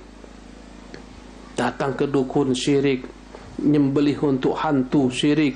Nyembelih untuk jin, syirik. Ya, dosa-dosa besar. Syirik kepada Allah Subhanahu wa taala. Yang kedua, wasihru, melakukan praktek perdukunan, sihir, memelet orang, membuat orang bercerai, kadang mengirim penyakit kepada orang dan seterusnya, menyakiti orang, sihir. Yang ketiga, qatlun nafs allati harramallahu illa bil haq, membunuh jiwa yang Allah haramkan tidak dengan kebenaran. Berikutnya kata Rasulullah SAW, wa aklur riba, makan uang riba. Kadang-kadang orang minjamkan uang tapi berbunga. Datang ke pasar-pasar, bu, butuh modal, ya, ini modal, tapi bu, bunganya sekian ya, 10%. Tiap bulan saya kutip atau tiap hari saya kutip. Ini dosa besar. Makan riba dosa besar. Minjam uang riba pun dosa besar karena terlaknat. Nabi berkata, la'anallahu riba wa akilahu wa mukilahu wa katibahu wa syahidai. Allah melaknat riba, yang makan uang riba, yang meminjam uang riba, yang menulis transaksi riba, yang menjadi saksi dalam transaksi tersebut, semua kena laknat. Bahaya. Kadang-kadang kita lihat, tempelkan di jalan-jalan, butuh dana cepat, 5 menit cair. Itu riba, hati-hati ibu-ibu. Jaminkan BPKB Anda, riba, hati-hati. Dosa besar. Nabi menyebutkan riba 70 sekian pintu, yang terendahnya bagikan seseorang menzinahi ibunya. Allahu Akbar. Hanya orang gila yang mau menzinahi ibunya. Tapi dosa riba lebih parah daripada seorang menzinahi ibunya. Allahu Akbar. Hati-hati dengan riba. Kemudian kata Rasulullah sallallahu alaihi wasallam, wa aklu mal yatim, memakan harta anak yatim. Kadang-kadang ada orang korban musibah bencana, dipeliharanya anak-anak yatim yang meninggal orang tuanya, tapi dimanfaatkan anak yatim tersebut, disuruh meminta-minta, mencari sumbangan. Kadang-kadang dia buat proposal kemana-mana, bawa dengan menjual nama anak yatim, dapat uang dia makan. Anak yatim hanya pas-pasan makannya, hati-hati. Kadang-kadang anak yatim punya harta orang tuanya, dia kelola, dia makan harta orang tuanya tersebut, hati-hati. Dosa besar. Kemudian kata Rasulullah SAW, وَتَوَلِّ يَوْمَ الزَّحْفِ, Dosa besar adalah lari dalam medan jihad pertempuran. Ketika telah datang musuh, dia lihat musuh, dia lari. Dosa besar. Wa qadhful muhsanatil mu'minatil ghafilat. Yang ketujuh, dosa besar adalah mencela, menuduh perempuan-perempuan yang baik-baik berzina. Bahaya. Menuduh orang berzina harus bukti 4 orang saksi. Jika tidak, sungguh dia telah membuat dosa yang begitu besar di sisi Allah Subhanahu wa taala. Jemaah ini dimuliakan oleh Allah Subhanahu wa taala. Dalam hadis lain Rasulullah menyebutkan dosa-dosa besar. Dalam hadis Ibnu Mas'ud, kata Nabi, dosa besar terbesar engkau menjadikan bagi Allah sekutu padahal Dia menciptakanmu. Kata sahabat, apalagi Nabi? Engkau bunuh sendiri anakmu karena kau takut miskin dengan kehadirannya. Apalagi Nabi? Engkau berzina dengan istri tetanggamu, itu dosa besar. Subhanallah. Dalam hadis Abdullah bin Umar, kata Rasulullah SAW, ketika ditanyakan apa dosa besar, kata Nabi, dosa besar adalah engkau menyekutukan Allah, kemudian engkau durhaka kepada kedua orang tuamu. Durhaka dosa besar. Durhaka dosa begitu besar. Subhanallah. Ya, ini harus dipahami jemaah dimiliki Allah Subhanahu wa taala. Inilah jemaah sekalian, kajian yang dapat saya sampaikan pada pagi hari ini. Semoga kita paham, ya, dan semoga Allah memberikan kepada taufik untuk bertobat daripada segala macam dosa-dosa kita. Demikian, semoga bermanfaat. Aqulu qouli hadza wa sallallahu wasallam Muhammadin wa akhiru da'wana alhamdulillahirabbil alamin. Mohon maaf atas segala macam kekhilafan. Wassalamualaikum warahmatullahi wabarakatuh. Waalaikumsalam warahmatullahi wabarakatuh. Alhamdulillah, itulah materi yang disampaikan oleh Ustaz Ahmad Ridwan Abu Fairuz LC Hafizahullah Ta'ala. Kepada Ustaz kami ucapkan syukron jazakallahu khairan kasiran wa barakallahu fikum Ustaz. Dan semoga materi yang disampaikan dapat bermanfaat bagi kita semua yang ada di sini. Amin. Dan selanjutnya kita akan buka sesi tanya jawab. Mungkin yang pertama, mungkin Ustaz mau bertanya Ustaz. Ya, mereka tanya hadiah, ada nggak hadiahnya? Insya Allah ada Ustaz, ada di sebelah kiri. Letak sini hadiahnya. Ya, jadi bapak-bapak dan ibu-ibu siap-siap menjawab karena Ustaz akan bertanya. Ya, siapa ibu-ibu yang berani menjawab sebelum saya tanya? Saya akan jawab Ustaz. Ibu-ibu. Cepat. Saya Ustaz, saya berani. Jangan berdiri dulu atau angkat tangan dulu. Saya jawab Ustaz. Mana tadi angkat tangan? Masya Allah. Ibu-ibu tak ada? Bapak, Masya Allah. Bapak ini pertama kali. Siap. Bapak siapa namanya Pak? Lasa Mangili. Pak? Lasa Mangili nama saya. Lasa Mangili. Iya. Bapak Lasa Mangili siap. Bapak, saya tanya. Sebutkan 3 contoh dosa besar yang tadi Ustadz sebutkan. 3 saja. Jika benar, ini akan kita berikan ke Bapak. Contoh 3 dosa besar. 1 membunuh. 2 menipu orang. Menipu orang. Ya 3 jangan sirik. Masya Allah, barakallahu fiik Ustaz. Masya Allah. Ya. Sekarang dari ibu-ibu siapa berani? Ya, dari ibu-ibu. Masya Allah, ibu ini yang pakai jilbab warna kuning terlebih dahulu. Ibu. Ya. Assalamualaikum warahmatullahi wabarakatuh. Saya belum buat soal, sebentar. Soal saya ibu ini milik Allah Subhanahu wa taala.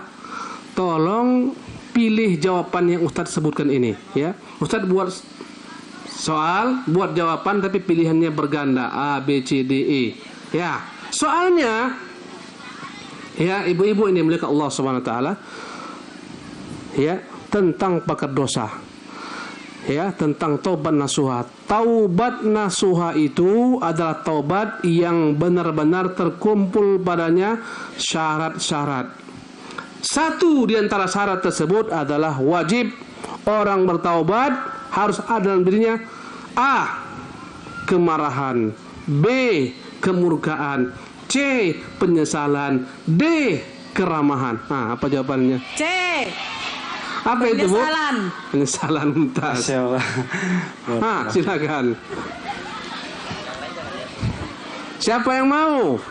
Sekarang dari bapak dulu, nanti ibu lagi, ibu, bapak-bapak. Silakan, Masya Allah.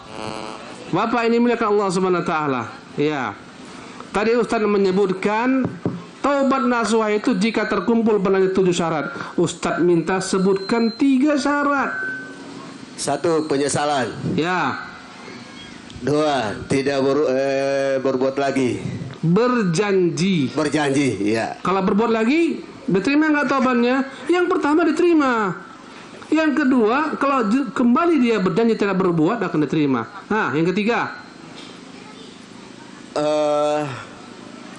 Dorang lupa, dorang. Sorry. Ya, melupakan semuanya, Pak. Hah? Tidak akan mengulangi lagi. Berjanji tidak mengulangi, itu yang kedua. 1 menyesal, 2 berjanji tidak mengulangi. Hah. Ya, ibu-ibu jangan membantu, Bu.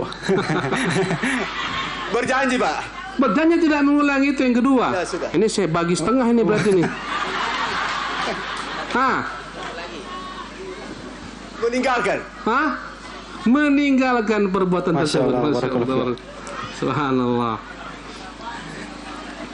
Baik, si ibu-ibu angkat tadi, ibu yang siapa yang mau angkat tangan? Tadi ibu yang pakai jilbab warna Ya, coklat ya di belakang. Siapa tadi ibu-ibu yang mau bertanya? ibu-ibu Bu yang Yang mau menjawab silahkan. Ibu-ibu yang mau menjawab angkat tangan. Belakang, Masya Allah. Ya, ibu. Pertanyaan Ustadz adalah, ya, tadi Ustadz sebutkan ada 7 syarat tobat itu akan menjadi tobat nasuha. Telah kita sebutkan 3 syarat. Ya, ada 2 syarat lain yang Ustadz sebutkan adalah merupakan batas tobat itu kapan dia diterima. Kalau datang 2 perkara tersebut, habislah masanya tobat tak diterima. Sebutkan 2 tanda tersebut. 1. Yang pertama, ketika ruh tiba di kerongkongan. Belum Bentar. tiba di kerongkongan. Ya, ketika ruh telah tiba di kerongkongan. Apabila seorang bertobat sebelum matahari terbit dari barat. Mumtaz. Jika dia bertobat selama matahari belum terbit dari arah barat. Masya Allah. Tabarakallah. Jazakallah khairan. Afwan wa iyyakum. Bapak-bapak, Masya Allah. Siap. Oke. Ya, silakan yang sebelah Ya. kiri, Ustaz. Buat soal sebentar nanti. Ya. Kita Bapak habiskan bertanya dulu sebentar, ini Pak. ya. Ya. Bapak duduk dulu. Ini khusus untuk yang menjawab. Masya Allah. Baik, Bapak ini melihat Allah Subhanahu wa taala. Tadi Ustaz sebutkan akar asal muasal dosa itu dibagi 4. Ada dosa yang mengambil sifat Allah, sifat rububiyah Allah Subhanahu wa taala. Sebutkan 1 contoh dosa yang mengambil sifat rububiyah Allah, yang itu mutlak milik Allah, tapi dia ingin ambil, ingin dimilikinya pula. Contohnya, Dosa syirik. dosa Syirik. mumtaz, dosa syirik. Ya, itu sifat harus milik Allah, ibadah, kemudian dia sekutukan Allah Subhanahu wa taala. Ya, silakan. Masya Allah, barakallahu fiik, Pak. Sifat hasad tadi lagi saya sebutkan. Sifat ingin dipuji, sifat ingin dipuja. Baik. Jemaah yang dimuliakan oleh Allah Subhanahu wa taala, ibu-ibu angkat tangan yang mau. Silahkan. Ya, ibu-ibu yang di belakang. Nah, Ya. Yang di belakang sana belum pernah dapat, sebagian sini. Ya. Ya. Ya, Ibu, tadi Ustadz memberikan contoh di antara sahabat-sahabat Nabi ada yang berdosa. Ya, tadi Ustadz sebutkan ada seorang perempuan yang datang hamil sampai akhirnya dia dirajam Nabi sallallahu alaihi wasallam. Ustadz mau tanya, perempuan ini apa hukuman dibuatkan Nabi kepadanya? A. Dia dirajam pakai kayu. B. Dia dipukul pakai batu. C.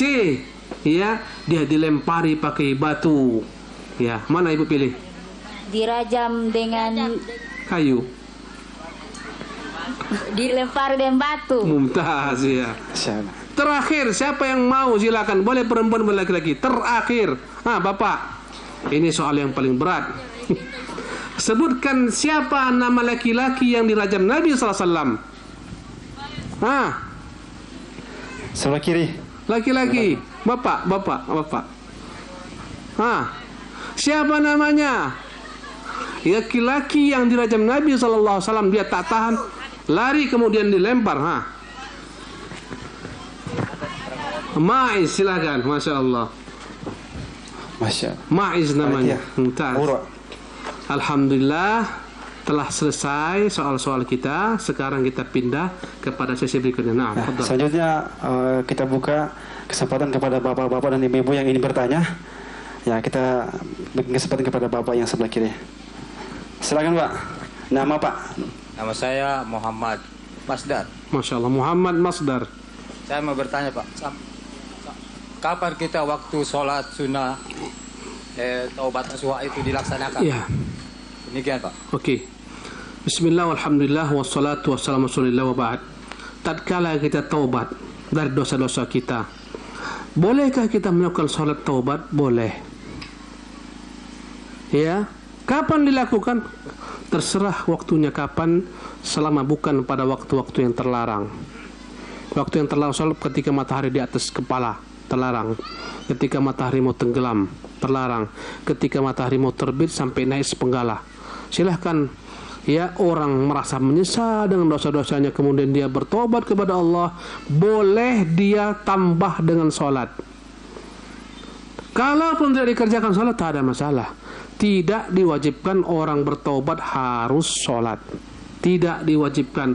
Jika dia mau mengerjakan sholat 2 rakaat, menyesal dosa-dosanya, minta kepada Allah ampunan, baik, tidak masalah, tapi bukan kewajiban. Wallahu ta'ala alam. Naam.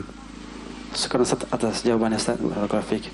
Dan Ya, kepada ibu-ibu yang mungkin ada yang bertanya. Silakan ibu-ibu yang Ibu-ibu di di belakang. Yang di tengah ini. Ibu yang pakai jilbab warna apa ini? Ibu di tengah. Ya.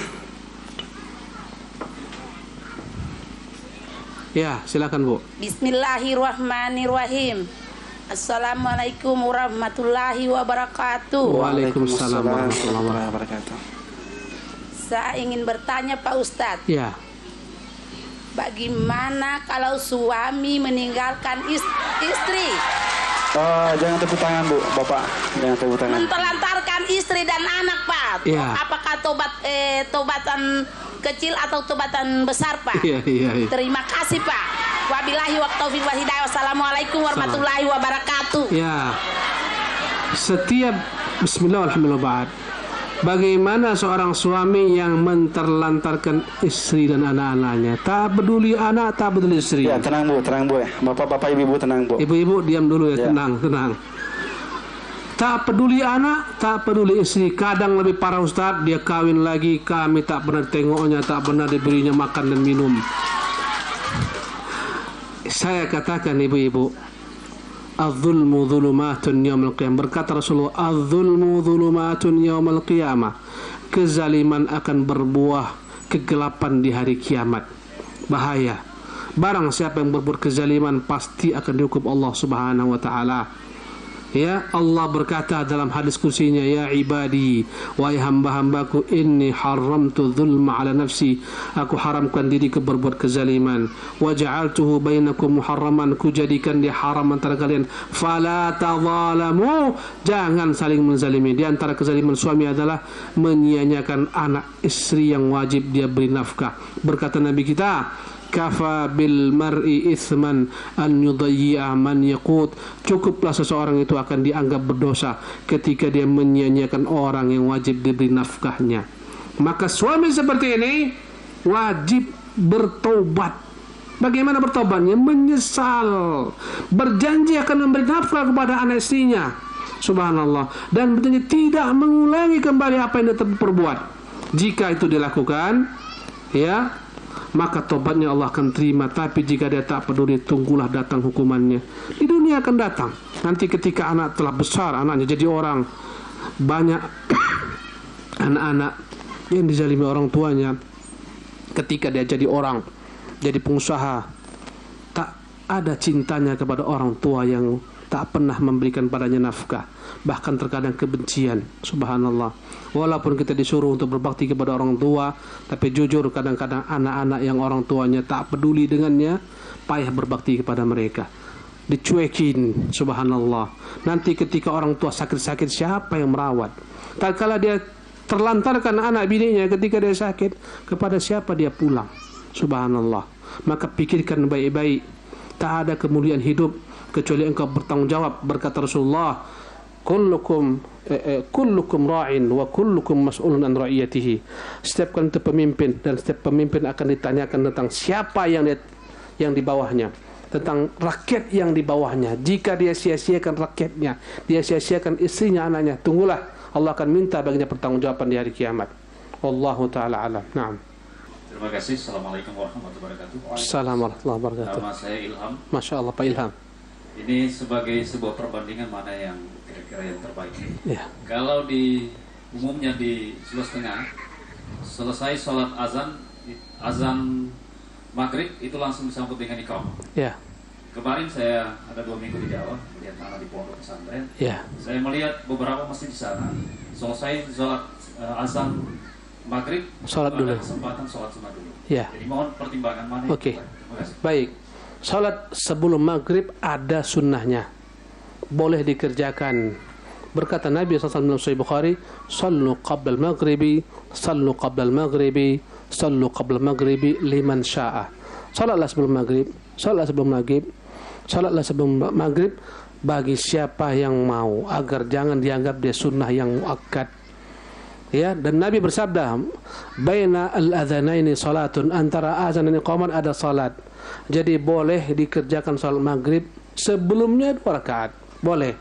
Ya, andai kata tak dikerjakan, tak ditinggalkan juga tak mengapa. Tapi praktik yang paling benar, setelah azan harus ditunggu terlebih dahulu, ditegakkan iqamat, dan antara waktu itu ada salat. Itu yang paling utama. Naam. Syukur Ustaz, jazakallahu khair. Kepada pimpinan di belakang mungkin ada yang bertanya tadi. Panitia di sebelah kiri. Ya, kepada ibu-ibu yang sebelah kiri. Ibu.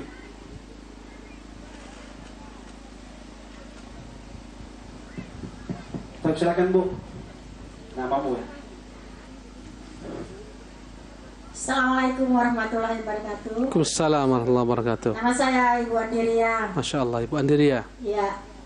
Yang saya tanyakan di sini, kita ini bertetangga. Ya. Tapi kadang bertetangga itu ada hal yang sepele kita lakukan. Ya. Misalnya, kita ada maksud meminta, katakanlah di sini ini, Ya. orang sering meminta kelor, katakan kelor. Kelor apa? Katakan buah kelor Ya, kita buah minta, kelor. Ya. sedangkan yang punya ada keluar.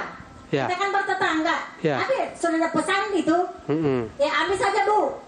Ya. Tapi bagaimana itu? Walaupun dia tidak ada di rumahnya, kita tetap Ya. mengambil. Apakah sikap kita itu sikap mencuri? Ya. Karena kita kan bertetangga, dia kan sudah wanti-wanti. Ya. Kalau ada apa ambil saja sini, saya tidak ada di rumah. Ya. Itu saya tanyakan itu apa kita itu sifat mencuri Ya. atau bagaimana? Nah, itu kalau mencuri berdosa. Iya. Ya, terima kasih Pak. Assalamualaikum warahmatullahi wabarakatuh. Waalaikumsalam warahmatullahi wabarakatuh. Ya. Apabila kita hidup bertetangga dan telah terbiasa dengan tetangga tersebut saling memberi, apalagi ada kata-kata ini buah karena kita tetangga, ambil saja seperlumu, tapi jangan kau jual ya. Ini menunjukkan bahwasanya itu hal yang wajar, hal yang lumrah. Sahabat tetangga saling ya memberi, tak mengapa. Apabila dia pergi ambil saja. Misalnya kita apa? Dia pelihara serai dan dia udah jauh hari katakan ini banyak serai, kau ambil aja lah, tapi jangan kau ambil untuk dijual ya. Dia bilang jangan, kita boleh ambil semua, diambil jual ke pasar, bahaya. Ambil sekedar kebutuhan boleh, dan itu tidak disebut mencuri insyaallah tabaraka taala. Karena kalaupun dia tahu dia rela, nggak ada masalah. Bahkan dia berikan ketika itu kebolehan, silakan ambil kapan kau butuh. Tak tahu pun dia boleh, tidak dianggap mencuri karena telah dapat izin. Wallahu taala alam. Naam. Baik, syukur Ustaz atas jawabannya Ustaz. Selanjutnya kepada ibu-ibu, bapak-bapak. Silakan yang di sebelah kanan mungkin. Yang ibu-ibu sebelah kanan. Ya, silakan Bu. Masya Allah. Terima kasih atas kesempatan yang diberikan kepada saya. Iya Bu. Assalamualaikum warahmatullahi wabarakatuh. Waalaikumsalam. Nama saya Hasni. Iya Ibu Hasni. Saya terkesan dengan penyampaian Bapak tadi. Alhamdulillah. Seperti pencurian di sini tadi ada jawaban bahwa orang mencuri mangga. Iya. Ya Pak. Kalau di sekitar gunung ini Pak, sepanjang jalan ini semuanya ada pohon mangga. Ya. Kalau kita lewat biasanya ada banyak binatang di bawah pohon seperti sapi. Kalau seumpamanya kita lewat, kebetulan mangga-mangga itu jatuh, apakah kita haram mengambilnya itu seperti mencuri namanya? Mohon penjelasan. Kedua, saya terkesan juga tentang Bapak tadi, penyampaian Bapak tentang perzinahan. Kalau seumpamanya Pak, ada satu rumah tangga, suaminya sering mengatakan, salah sedikit barangkali mengatakan kata cerai untuk istrinya. Kalau sudah ratusan kali, tapi istrinya tetap juga bertahan demi anak-anaknya. Apakah itu kalau mereka berhubungan, suaminya memakan istrinya, memakai istrinya, apakah itu terhitung zina? Atau bagaimana? Mohon penjelasannya Pak. Terima kasih. Assalamualaikum warahmatullahi wabarakatuh. Waalaikumsalam warahmatullahi wabarakatuh. Ya, inilah namanya majlis yang indah, majlis ilmu. Alhamdulillah. Hal semacam ini harus terus berkesinambungan. Dengan ilmu kita dapat menghilangkan kejahilan, apa yang tidak kita ketahui. Dua pertanyaan. Pertama, hukum mengambil buah-buahan yang jatuh, yang mana setiap orang mungkin punya mangga, kemudian andai kata buah-buahan tersebut jatuh, mangga jatuh, bolehkah diambil? Jawabannya, kembalikan kepada uruf kebiasaan. Jika kebiasaan masyarakat suatu tempat mentoleransi menganggap itu perkara biasa, andai kata buah jatuh, ambil silakan. Dianggap itu oleh masyarakat setempat hal yang wajar, tak dianggap mencuri karena mengambil yang jatuh di jalan, daripada busuk diambil, dan ditoleransi, dibolehkan secara uruf kebiasaan, maka ini tidak dianggap mencuri. Ya, namanya al-urfu al-adatu muhakkamah. Suatu kebiasaan yang telah dipahami suatu masyarakat dapat menjadi suatu hukum selama tidak bertentangan dengan agama. Maka diamnya semua masyarakat dengan perbuatan ini dianggap rela dan ridha, tidak dianggap mencuri. Tapi sebagian tempat mungkin tidak berlaku hukum ini, maka tidak bisa dipukul rata. Sebagian tempat, kok ambil manggamu, kejatuh, izin dulu kepada saya. Oleh karena itu tidak dapat dipukul rata, sesuaikan dengan kondisi kebiasaan setempat. Sebagian tempat yang saya ketahui di Sumatera, kalau andai kata pohon durian itu jatuh duriannya, tak ada yang menunggu pemiliknya, boleh diambil orang lain. Menjadi suatu hukum yang mereka telah toleransi. Andai kata kita lewat di hutan, ada durian jatuh, tak ada yang mungut, kita boleh bawa pulang. Itu hal yang dianggap wajar di penduduk tersebut, tak mengapa. Tapi ingat, bukan general semua tempat. Ya, karena sebagian tempat tak mentoleransi, harus izin, wajib baginya izin. Jadi kembalikan kepada kebiasaan. Adapun soal kedua, seorang suami yang pulang balik mengatakan kepada saya cerai. Bagaimana suami seperti ini? Jemaah sekalian, perkataan cerai itu perkataan berat, tak mudah, besar di sisi Allah Subhanahu wa taala. Ya, kata Nabi, salatun jidduhunna jiddun wa hazluhunna jiddun. Ada 3 perkara tak boleh diucapkan, akan terjadi meski diucapkan dengan serius ataupun dengan bergurau. Di antaranya adalah at-talaq. Talak tak boleh sembarang ucap. Talak tak boleh sembarang ucap, karena punya konsekuensi. Nikah pun demikian, tak boleh sembarang buat akad, saya terima nikahnya, subhanallah, tak boleh, bahaya. Ya, menikah, talak, membebaskan budak, tak boleh dia katakan kau kubebaskan, enggak, bergurau, tak bisa. Engkau kuceraikan, bergurau, tak bisa. Ku terima nikahnya, tak bisa, bahaya. 3 perkara tak boleh sembarang-sembarang. Tapi dalam Islam, orang yang jahil itu melakukan sesuatu karena kejahilan, diberikan Allah uzur. Allah berfirman, Rabbana la tu'akhidna in nasina aw akhta'na. Ya Allah, jangan hukum kami karena kelupaan kami, karena kesalahan kami. Andai kata laki-laki ini tak tahu bahwasanya tak boleh mengucapkan cerai, dia beribu-ribu kali dia katakan kau kuceraikan, kau kuceraikan, kau ceraikan, maka laki-laki ini diberi uzur karena kebodohannya, kejahilannya. Tapi jika telah datang keterangan, hei kau suami, hati-hati dengan kata-kata cerai, resikonya berat. Tak boleh kau katakan cerai sembarangan. Dalam Islam, ibu-ibu sekalian, cerai itu akan menjadi cerai yang syar'i, yang sah. Pertama, jika laki-laki menjatuhkan talak kepada istrinya dalam keadaan istrinya suci, bukan sedang haid, dan belum dicampurinya. Andai kata malam dicampuri, kemudian pagi dia ceraikan, ini perceraian tidak syar'i, tak sah menurut sebagian ulama, karena dijatuhkan pada masa istri suci tapi telah dia campuri. Jadi bagaimana seseorang ketika mau menceraikan istrinya, kalau sudah dia campuri istrinya, wajib dia tunggu sampai istrinya haid. Setelah haid suci, jangan dicampuri, ketika suci jatuhkan cerai. Itu cerai yang sah, yang syar'i. Dijatuhkan ketika istri dalam kondisi suci sedang tidak haid. Menjatuhkan talak ketika istri haid, sebagian ulama mengatakan talaknya tidak sah.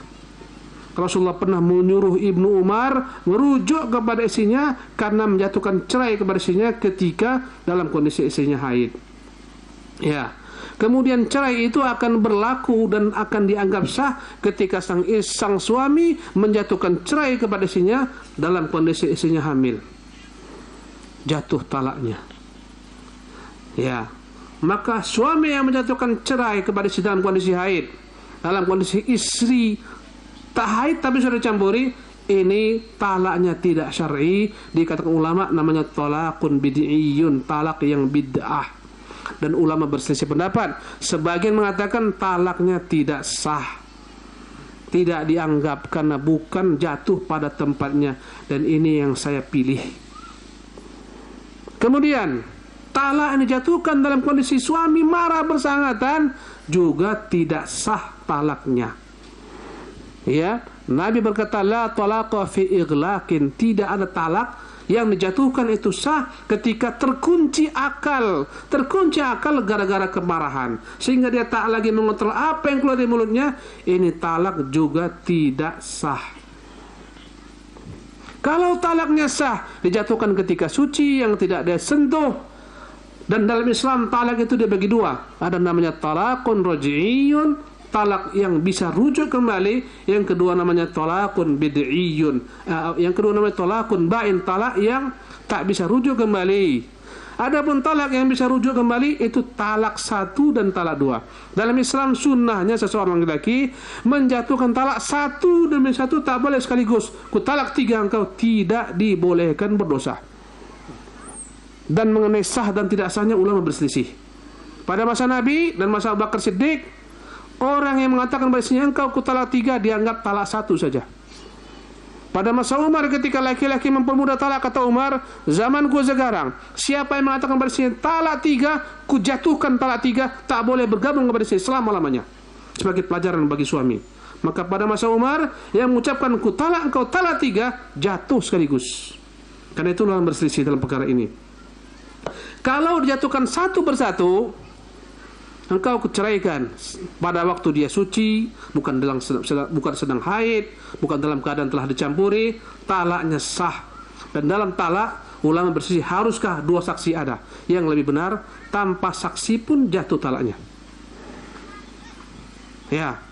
Setelah jatuh talak menyesal, maka laki-laki ini boleh rujuk kepada istrinya. Tidak perlu memulai kembali akad nikah baru selama dia rujuk sebelum masa iddahnya selesai. Seorang perempuan ketika diceraikan suaminya memiliki masa iddah menunggu sampai 3 kali suci. Ini suci nih, dijatuhkan suci, ya kan? Haid 1, suci, ya. Ini suci yang kedua, haid. Suci yang ketiga. Selepas itu kalau dalam masa suci tak rujuk, haid yang berikutnya selesai, lepas daripada dia pernikahan. Andai kata dia rujuk sebelum iddahnya berakhir, dia masih rujuk, tak perlu pakai pernikahan baru, saksi baru, mahar baru. Cukup dia katakan, istriku aku menyesal, aku rujuk, selesai. Sebagian besarkan harus ada 2 saksi, tapi tak rajih. Yang rajih tanpa saksi pun dia cukup rujuk. Dan rujuk bisa pula dengan perbuatan. Datang kepada istrinya, dia campuri istrinya, itu tandanya rujuk, meski tidak dengan perbuatan, dengan perkataan. Andai kata sudah rujuk, berapa sisanya? 2 lagi.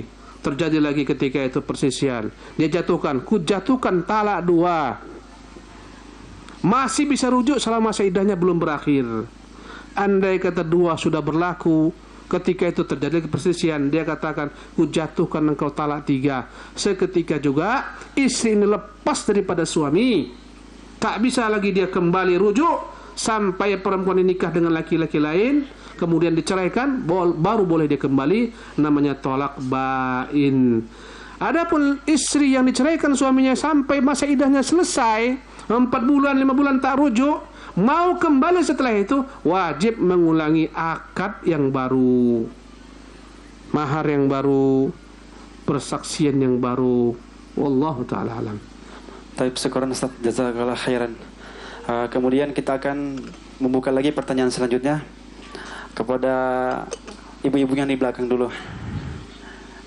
Ya, jadi ibu tadi kembali kepada beliau sebelumnya. Iya, sebelumnya jika suami dalam kondisi jahil, tak dianggap talaknya. Ya, tapi harus dia belajar. Assalamualaikum warahmatullahi wabarakatuh, Pak Ustadz. Saya cuma tanya ini, Pak. Saya ini sudah kerjakan juga fardu dengan sunat, tapi sunat saya ini, Pak, tidak terlalu bagaimana doanya, Pak. Doanya itu tidak terlalu Pak. Maksudnya banyak doanya apa? Pak, tidak diterima, tidak apa juga Pak. Kalau doanya itu ya sunat. Salat sunat Pak, iya. Tidak terlalu panjang doanya Pak. Saya tidak tahu doanya Pak, bisa diterima begitu Pak. Iya. Doanya itu ya begitu-begitu saja Pak. Iya, iya. Jadi saya kerjakan sunat Pak, iya. Tapi doanya itu Pak ya tidak terlalu banyak. Bagaimana bisa begitu Pak? Ya, baik Bu. Terima kasih Pak Ustadz. Assalamualaikum warahmatullahi wabarakatuh. Waalaikumsalam. Bismillah, alhamdulillah, ba'd. Dalam salat itu ada yang namanya rukun salat yang harus dikerjakan. Jika tak dikerjakan, salatnya tak sah. Rukun, contohnya rukun takbiratul ihram, Allahu akbar, mulai, ya kan? Ruku, i'tidal, sujud, duduk dan terus sujud, ini semuanya rukun. Rukun solat yang harus dikerjakan. Ada juga disebut ulama kewajiban solat. Ya, di antara rukun solat tadi membaca Fatihah. Adapun membaca surat setelah Fatihah bukan rukun solat, bukan kewajiban solat, tapi sunnah solat. Kalau seseorang cukup baca Fatihah saja, solatnya sah. Walau tak baca ayat sama sekali. Tapi Fatihah wajib. Kalau tak baca doa iftitah, tetap salatnya sah karena doa iftitah tidak wajib. Ya. Itu tidak wajib doa iftitah di awal. Allahumma ba'id baini wa baina khataaya, tidak wajib. Andai kata ketika ruku dia baca subhana rabbiyal azim sekali saja, salatnya sah karena itu adalah kewajiban dalam salat. Kata para ulama, minimal sekali mengucapkan subhana rabbiyal azim. Ketika dia sujud, minimal mengucapkan sekali subhana rabbiyal a'la atau subhanallahi bihamdi, minimal sekali sah. Ya, jadi ibu perhatikan kembali, jika ditinggalkan perkara rukun batal. Jika ditinggalkan perkara-perkara wajib, ya tidak batal salatnya, tapi hendaknya ditambah dengan sujud sahwi. Ya, andai kata perkara-perkara sunnah ditinggalkan, tidak batal salatnya, tak perlu sujud sahwi. Wallahu taala alam. Ya. Baik Ustaz, syukran Ustaz, jazakallah khair. Dan kepada ibu-ibu lagi yang ingin bertanya silakan. Kami masih buka pertanyaan. Ibu di belakang yang kacamata.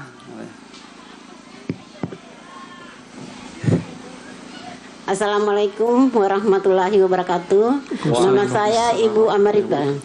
Ibu siapa Bu? Ibu Amaripa. Amaripa. Ya.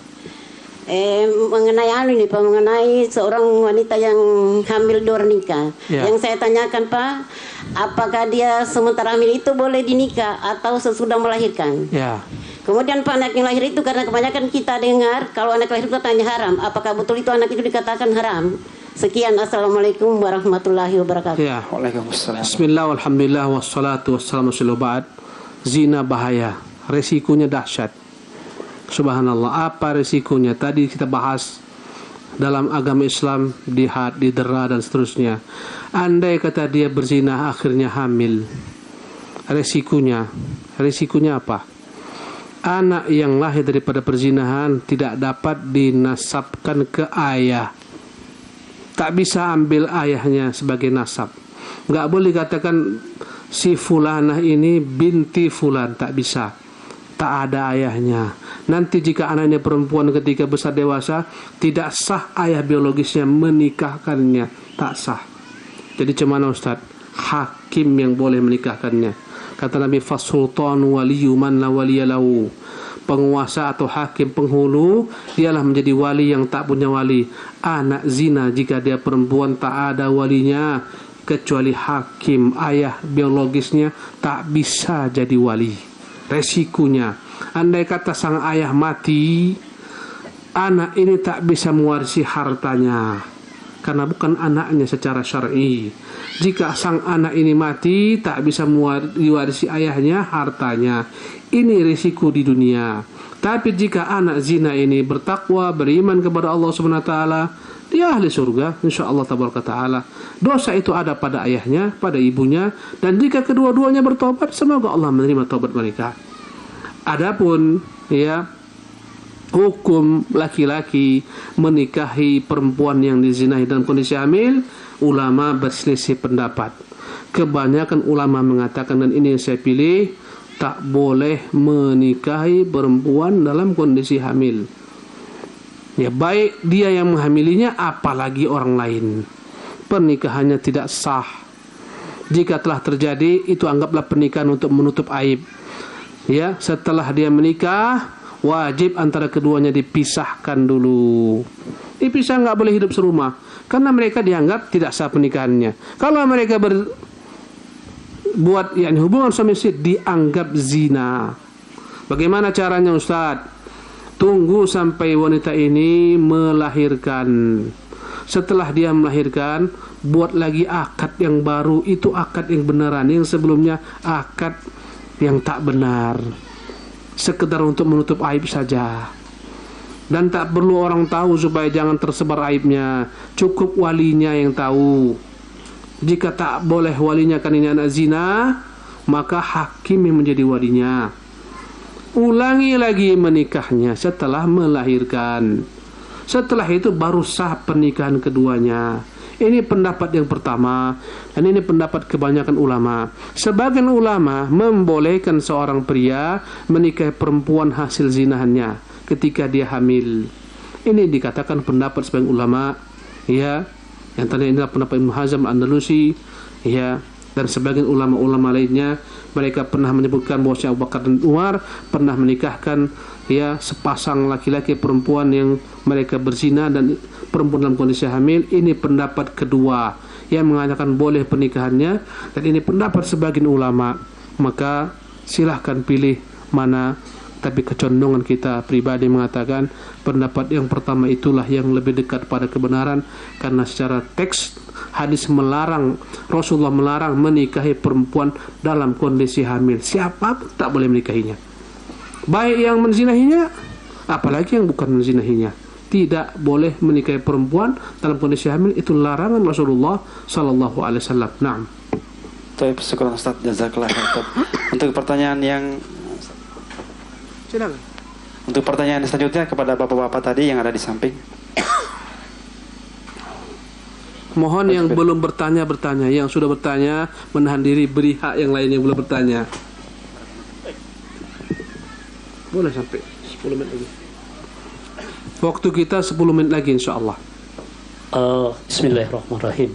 Assalamualaikum warahmatullahi wabarakatuh. Waalaikumsalam warahmatullahi wabarakatuh. Pertama-tama kami atau saya mengucapkan banyak terima kasih kepada Al Ustadz Fahirul Ahmad Ridwan. Masya Allah. LC. Sama-sama Pak. Yang dalam hal ini kami sangat berterima kasih telah diberikan pencerahan. Alhamdulillah. Pada kesempatan ini kajian yang disampaikan adalah hakikat taubatan nasuha. Iya, Masya Allah. Insya Allah kedepannya ada susulan kembali. Amin. Hal seperti ini. Amin. Dan ada susulan yang seperti ini. Jangan gempa yang kembali ada susulannya. Amin. Ya ini Rabbal didoakan alamin kepada kami. Amin. Katakan amin ibu-ibu. Amin. Amin. Masya Allah. Di sini ada yang digarisbawahi tadi yang tidak tersentuh. Ya. Itu ada hukum riba. Ya. Baik meminjamkan Iya. Dan yang menerima. Iya.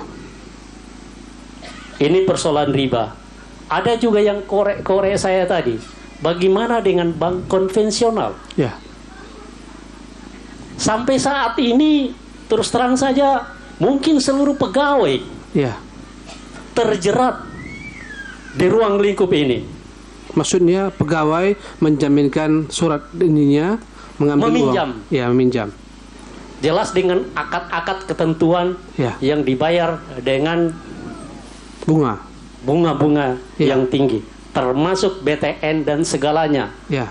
Sampai saat ini, apakah ada ketentuan lain supaya kami, khususnya pegawai, tidak berdosa? Ya. Karena terus terang saja riba itu dosa.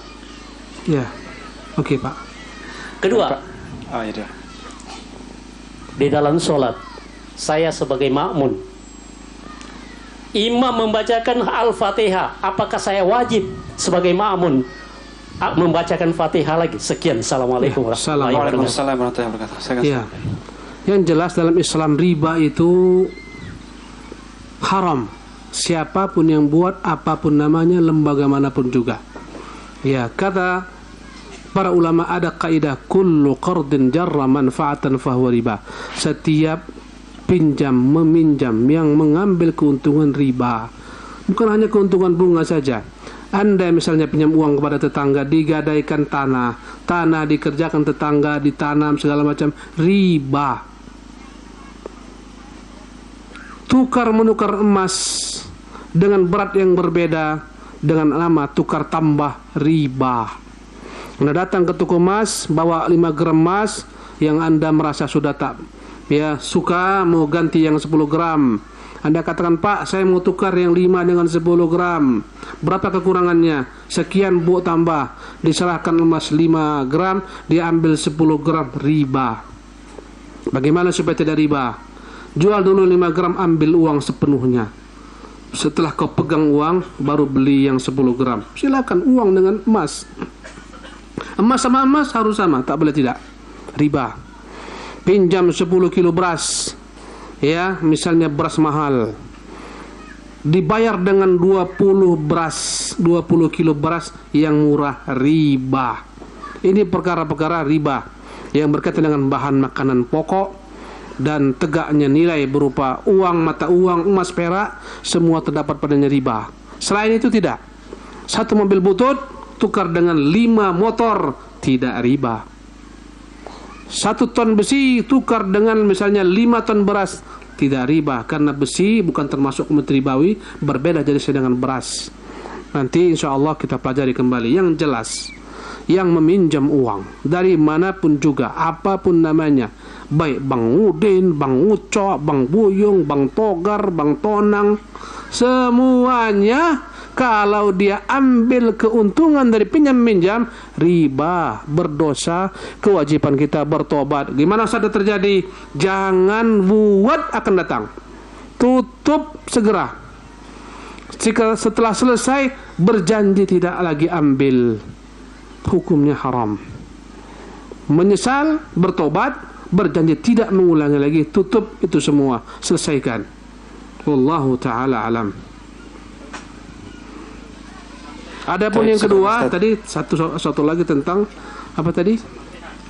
Al-Fatihah. Jika kita sholat berjamaah dalam salat yang sifatnya sirriyah, zuhur, asar, dan apalagi sifatnya zuhur, asar, ya, sholat sirriyah, makmum walaupun di belakang imam menjadi makmum wajib membaca Fatihah. Tapi dalam salat yang jahriyah dikeraskan bacaan maghrib, isya, subuh. Apa yang dikerjakan makmum ketika imam membaca Fatihah? Makmum mendengarkan imam membaca Fatihah terlebih dahulu. Selepas imam membaca Fatihah, apakah makmum membaca Fatihah atau tidak? Ada 2 pendapat ulama. Sebagian mengatakan tak perlu kau baca karena kau sudah mendengarkan bacaan imam. Bacaan imam adalah bacaan bagimu.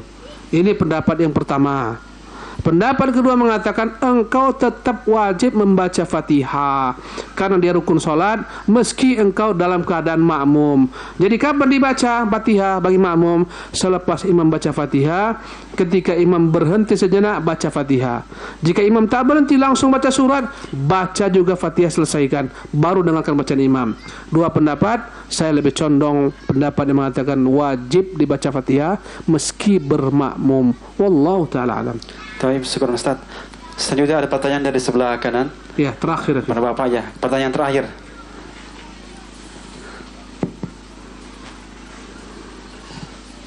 Assalamualaikum warahmatullahi wabarakatuh. Waalaikumsalam warahmatullahi wabarakatuh. Nama saya Sapri. Masya Allah Pak Sapri. Ya. Begini Pak Ustadz, banyak saya dengar bahwa berbahagialah orang-orang yang menjadi musuhnya setan. Itu sering saya dengar dari ceramah. Ya. Tapi di hal yang berbeda, sekitar tahun 2016, salah satu tauziah keluarga yang meninggal, ada salah satu penceramah yang mengatakan bahwa kita harus berterima kasih dengan setan atau iblis. Ya, kenapa? Bahwa kita tercipta di dunia ini, lahir dari kandungan ibu, itu hasil pekerjaan iblis. Ya toh? Lahir dari kandungan ibu. Iya, artinya hasil dari orang suami istri. Nah, itu kan karena ada iblis sehingga kita tercipta. Enggak. Nah, jadi dalam hati saya mengatakan, di mana ini nikmat Allah? Di mana ini rahmat Allah yang orang ini tempatkan? Ini Ustadz, lillahi ta'ala, saya bukan mengarang ini. Ini salah satu Ustadz, saya tidak perlu sebutkan namanya, saya tahu. Nah, ini bagaimana ini pendapat yang seperti ini? Jadi saya bingung yang model begini. Baik Pak. Assalamualaikum warahmatullahi wabarakatuh. Waalaikumsalam. Pak Safri yang dirahmati Allah, barakallahu fika, semoga Allah berkahi antum. Ibu-ibu sekalian, dengarkan baik-baik. Dalam perkara agama, kalau kita berbeda pendapat, wajib dikembalikan kepada pemilik agama, Allah. Wajib dikembalikan kepada utusan Allah yang menjelaskan agama Allah. Allah berfirman, fa in tanaza'tum fi syai'in farudduhu ilallahi war rasuli. Jika kalian berbeda pendapat dalam suatu perkara, kembalikan kepada Allah, kembalikan kepada Rasulnya. In kuntum tu'minuna billahi wal yawmil akhir, kalau kan mengaku beriman kepada Allah dan beriman kepada hari akhir, dzalika khairun wa ahsanu ta'wila. Itu yang terbaik, itulah tafsiran yang paling baik. Kalau ada yang mengatakan, Ustaz, kita terlahir gara-gara syaitan, siapa bilang? Tatkala seorang suami istri menikah, mereka berhubungan badan, sedekah jika diniatkan. Berkata Nabi yang mulia SAW, wa fi bud'i ahalikum sadaqah, dalam kemaluan yang kalian lampiaskan pada istri kalian, dalamnya ada nilai sedekah. Ibadah, bukan syaitan. Sampai berkata SAW, ya Rasulullah, ayati ahaduna syahwatahu wa yakun lahu fi ajr. Ya Rasulullah, orang melampiaskan syahwat dapat pahala. Kata Nabi begini, hai sahabatku, ara'aita law wada'taha fi haramin alaysa 'alaika wizrun. Bagaimana jika syahwatmu itu kau tempatkan pada tempat yang haram, bukankah kau berdosa? Iya, maka demikianlah jika kau tempatkan pada tempat yang halal, engkau berpahala. Kita tercipta bukan gara-gara iblis, bukan gara-gara syaitan.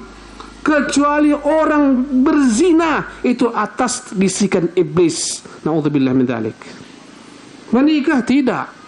Ya. Jadi perkataan tadi perlu diralat. Yang jelas Allah mengatakan, ini Allah, bukan A, bukan B. Ya. Kata Allah Subhanahu wa taala, "Fattakhidhuhu aduwwa inna syaitana lakum aduwwun fattakhidhuhu aduwwa." Sungguh syaitan itu musuh bagi kalian, jadikan dia sebagai musuh. Ini perkataan Allah. Ngapa ambil perkataan manusia? Perkataan Allah mengatakan syaitan itu musuh kita. Mengapa berterima kasih kepada syaitan? Berterima kasih kepada syaitan. Tak ada dalam Al-Quran dan Sunnah menyuruh kita makasih iblis, makasih banyak. Tak ada. Kita jadikan dia sebagai musuh.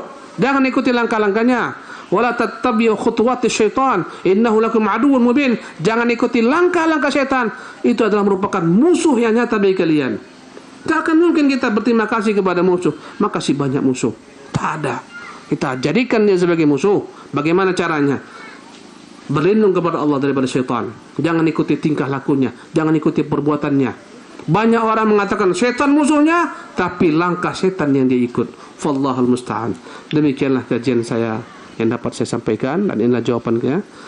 Wallahu ta'ala alam, wa sallallahu alaihi Muhammadin wa akhiru alhamdulillahi rabbil alamin. Semoga Allah Subhanahu wa taala berikan kepada pihak-pihak di sini, kawan-kawan, kemudahan untuk terus-menerus datang memberikan kajian-kajian keilmuan. Ya, wallahu taala alam. Assalamualaikum warahmatullahi wabarakatuh. Waalaikumsalam warahmatullahi wabarakatuh.